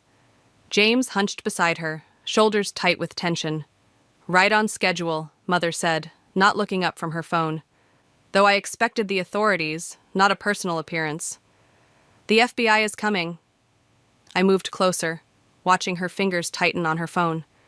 But I wanted to give you a choice first. How generous. Her smile was razor sharp. Just like I taught you, always keep one last card to play. Where's the money, Mother? Safe. Unlike Thompson & Co.'s future, she finally looked up. Did you really think I'd let your father's pathetic little company survive? After everything? This isn't about Dad anymore. No? She stood, all elegant menace. Then why are you here, Mary? To save your brother? Your father's legacy? Or just to prove you can beat me at my own game? James made a small sound like a trapped animal. Robert stepped forward. Susan, please, think about what you're doing. I have thought about it. For 15 years. Her voice turned bitter. Watching Tom play the victim, the noble businessman, while I was the greedy villain who abandoned her family. Well, if that's my role, I might as well play it perfectly. By destroying everything? My voice cracked. By using James as a shield? By securing our future? She touched James's shoulder. He flinched. Everything I did was for— Stop! James shrugged off her hand. Just stop lying. Mother's mask slipped just for a moment. James, I saw the papers you made me sign. He stood, moving away from her. I saw the transfers. I'm not stupid. Of course not, darling. I'm your accomplice. His voice broke. You made me help you steal from Mary's dad, from everyone. To protect you. To protect yourself. He was crying now. Mary's right. You use people. You used Dad, you used Mary, and now you're using me. Mother's face hardened. Sit down, James. No. Security, she called sharply. My son is having an episode. Please escort him to the plane. 2 guards approached. James backed away. Mary? I stepped between them, evidence folder raised. Touch him, and these documents go public right now. Every transaction, every shell company, every fraud. You wouldn't. Mother's eyes narrowed. It would destroy him too, I made sure of that. Try me. We stared at each other, perfect mirrors of determination and rage. Behind us, Robert's phone buzzed. FBI's here, he said quietly. 2 minutes out. Mother smiled, cold and triumphant. Too late. She pressed a button on her phone. Through the windows, the plane's engines roared to life. The money's already gone, she continued. Transferred and untraceable. By the time they sort through the evidence, I'll be established somewhere with no extradition. And if you push? She glanced at James. Well, the records show your brother's quite involved. Such a shame, destroying a 15-year-old's future. My hands shook. You'd sacrifice your own son? I sacrificed you, didn't I? The words hit like physical blows. Behind us, sirens wailed closer. Last chance, James, Mother said. Come with me, or face what's coming. James looked at her, then at me, tears streaming down his face. I choose Mary. Mother's mask cracked completely. For 1 second I saw everything, rage, fear, loss. Then her walls slammed back up. So be it. She gathered her bag. Goodbye, children. Thank you for the lesson in loyalty. As she walked toward her plane, head high and heels clicking, I realized something terrible. Even now, part of me still wanted her to turn around, to choose us, to be the mother we needed just once. She didn't look back. The FBI burst in just as her plane began to taxi. Too late to stop her, just as she'd planned, just as she'd taught me. James gripped my hand, both of us watching our mother disappear into the sky, leaving nothing but wreckage in her wake. Again. The FBI interview room felt smaller with each passing hour. James sat across from me, his statement finally complete, hands wrapped around a cold coffee cup. There's something else, he said quietly. Something I didn't tell them. My phone buzzed. An email from an anonymous account. The timestamp showed it had been scheduled days ago. Mom knew, James continued. She knew you'd find everything. She wanted you to. I opened the email.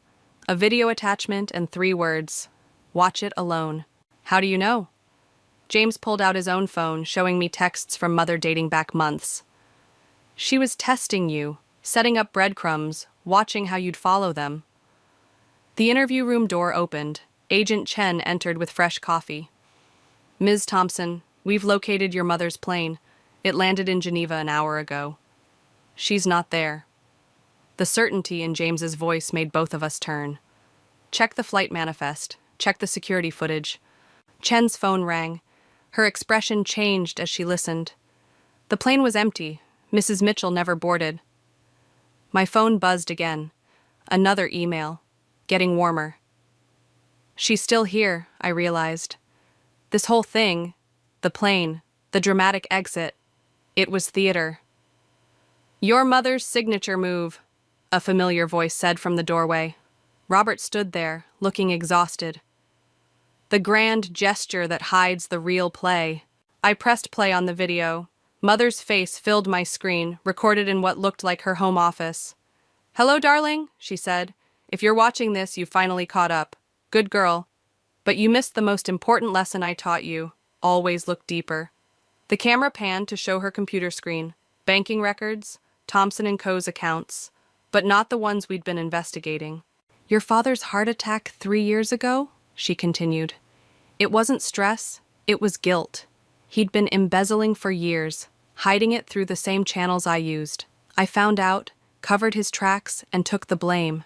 After all," her smile turned bitter, "I was already the villain in your story." The room spun. "She's lying," I whispered. "The proof is in his private server," James said softly. "The one she showed me last year. The one I've been helping her protect him from." "All this time," my voice cracked. "You both knew?" "She made me promise. Said it would kill him if you ever found out." James looked away. "She said she'd rather you hate her than lose faith in him." My phone lit up with coordinates, an address. "She's waiting for you," Robert said. "Has been all along." The drive to the address felt endless. An old warehouse by the river. Mother stood outside, elegant as ever, watching the sunset. "Did you ever wonder," she said as I approached, "why I never defended myself? Never told you my side? Because you're guilty. Because you needed me to be."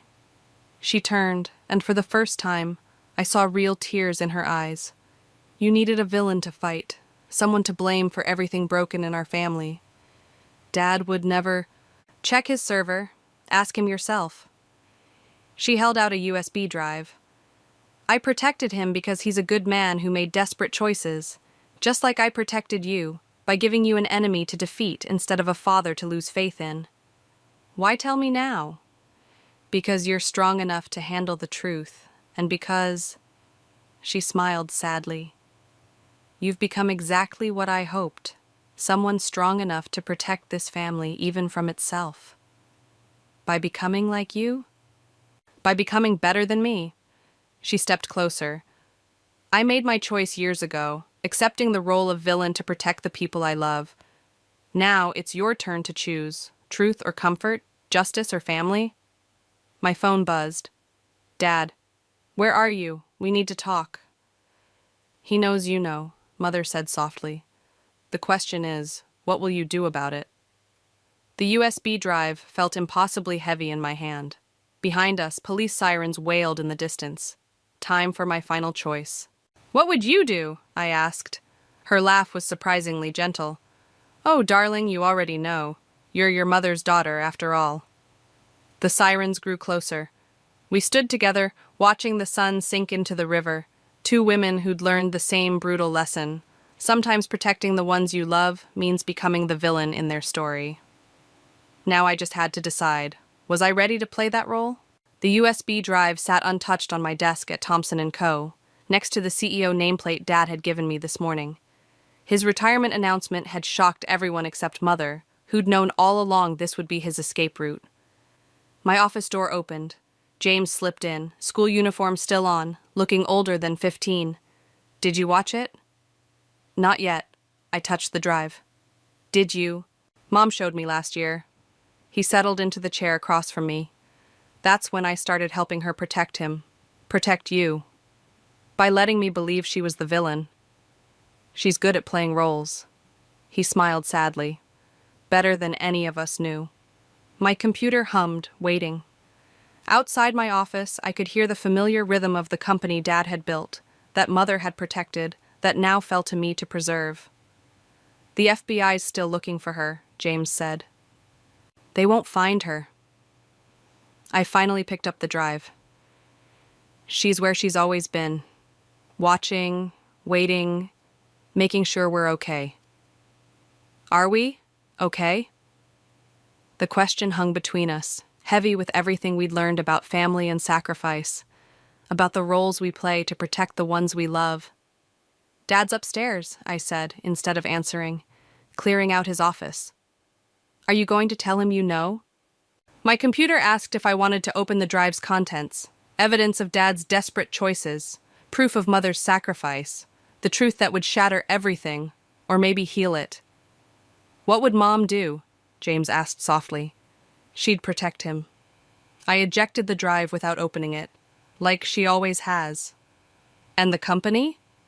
I stood looking out over the city, where somewhere Mother was watching her plan unfold exactly as she'd designed. I'll do what she taught me, protect our family, all of it. Even her? Especially her. I turned back to James. Want to help? His smile was pure relief. Always. We found Dad in his office, surrounded by boxes and memories. He looked up as we entered, guilt and love warring in his eyes. He knew that I knew, had probably known the moment I took the CEO position without questions. The board meeting's in an hour, I said. Your retirement announcement, my appointment. Mary, It's okay, Dad. I sat beside him, James on his other side. Some secrets protect more than they harm. He took my hand, then James's. 3 pieces of a broken family, holding on. My phone buzzed, a text from an unknown number. Proud of you. I deleted it without responding. Some conversations were better left unspoken. Some debts better left unpaid. Ready? I asked Dad. He nodded, standing straighter. We walked together to the boardroom, where the company's future waited, where my mother's legacy lived on, not in the secrets she'd kept, but in the daughter she'd shaped to protect them. The nameplate on the boardroom door caught my eye. Mary Thompson, CEO. Inside, the board members waited. Outside, somewhere in the city, Mother watched. And in my pocket, the USB drive weighed nothing at all. I opened the door, ready to play my role. Ready to become what the company needed, what my family required. Ready to be my mother's daughter in all the ways that mattered. Ladies and gentlemen, I began, let's talk about the future. Behind me, James squeezed my hand once. Support, understanding, forgiveness. Dad took his seat, finally free of his burden. And somewhere, I knew Mother was smiling, satisfied that her greatest manipulation had succeeded, turning her daughter into someone strong enough to carry the weight of necessary lies. The truth could wait. Some secrets were meant to protect, not destroy. She'd taught me that, in the end, the final lesson from a mother who'd sacrificed everything, even her daughter's love, to keep her family safe. I straightened my jacket and faced the board, ready to begin my own story of protection and sacrifice. Ready to become the guardian my family needed, even if they never knew the cost. Just like she had,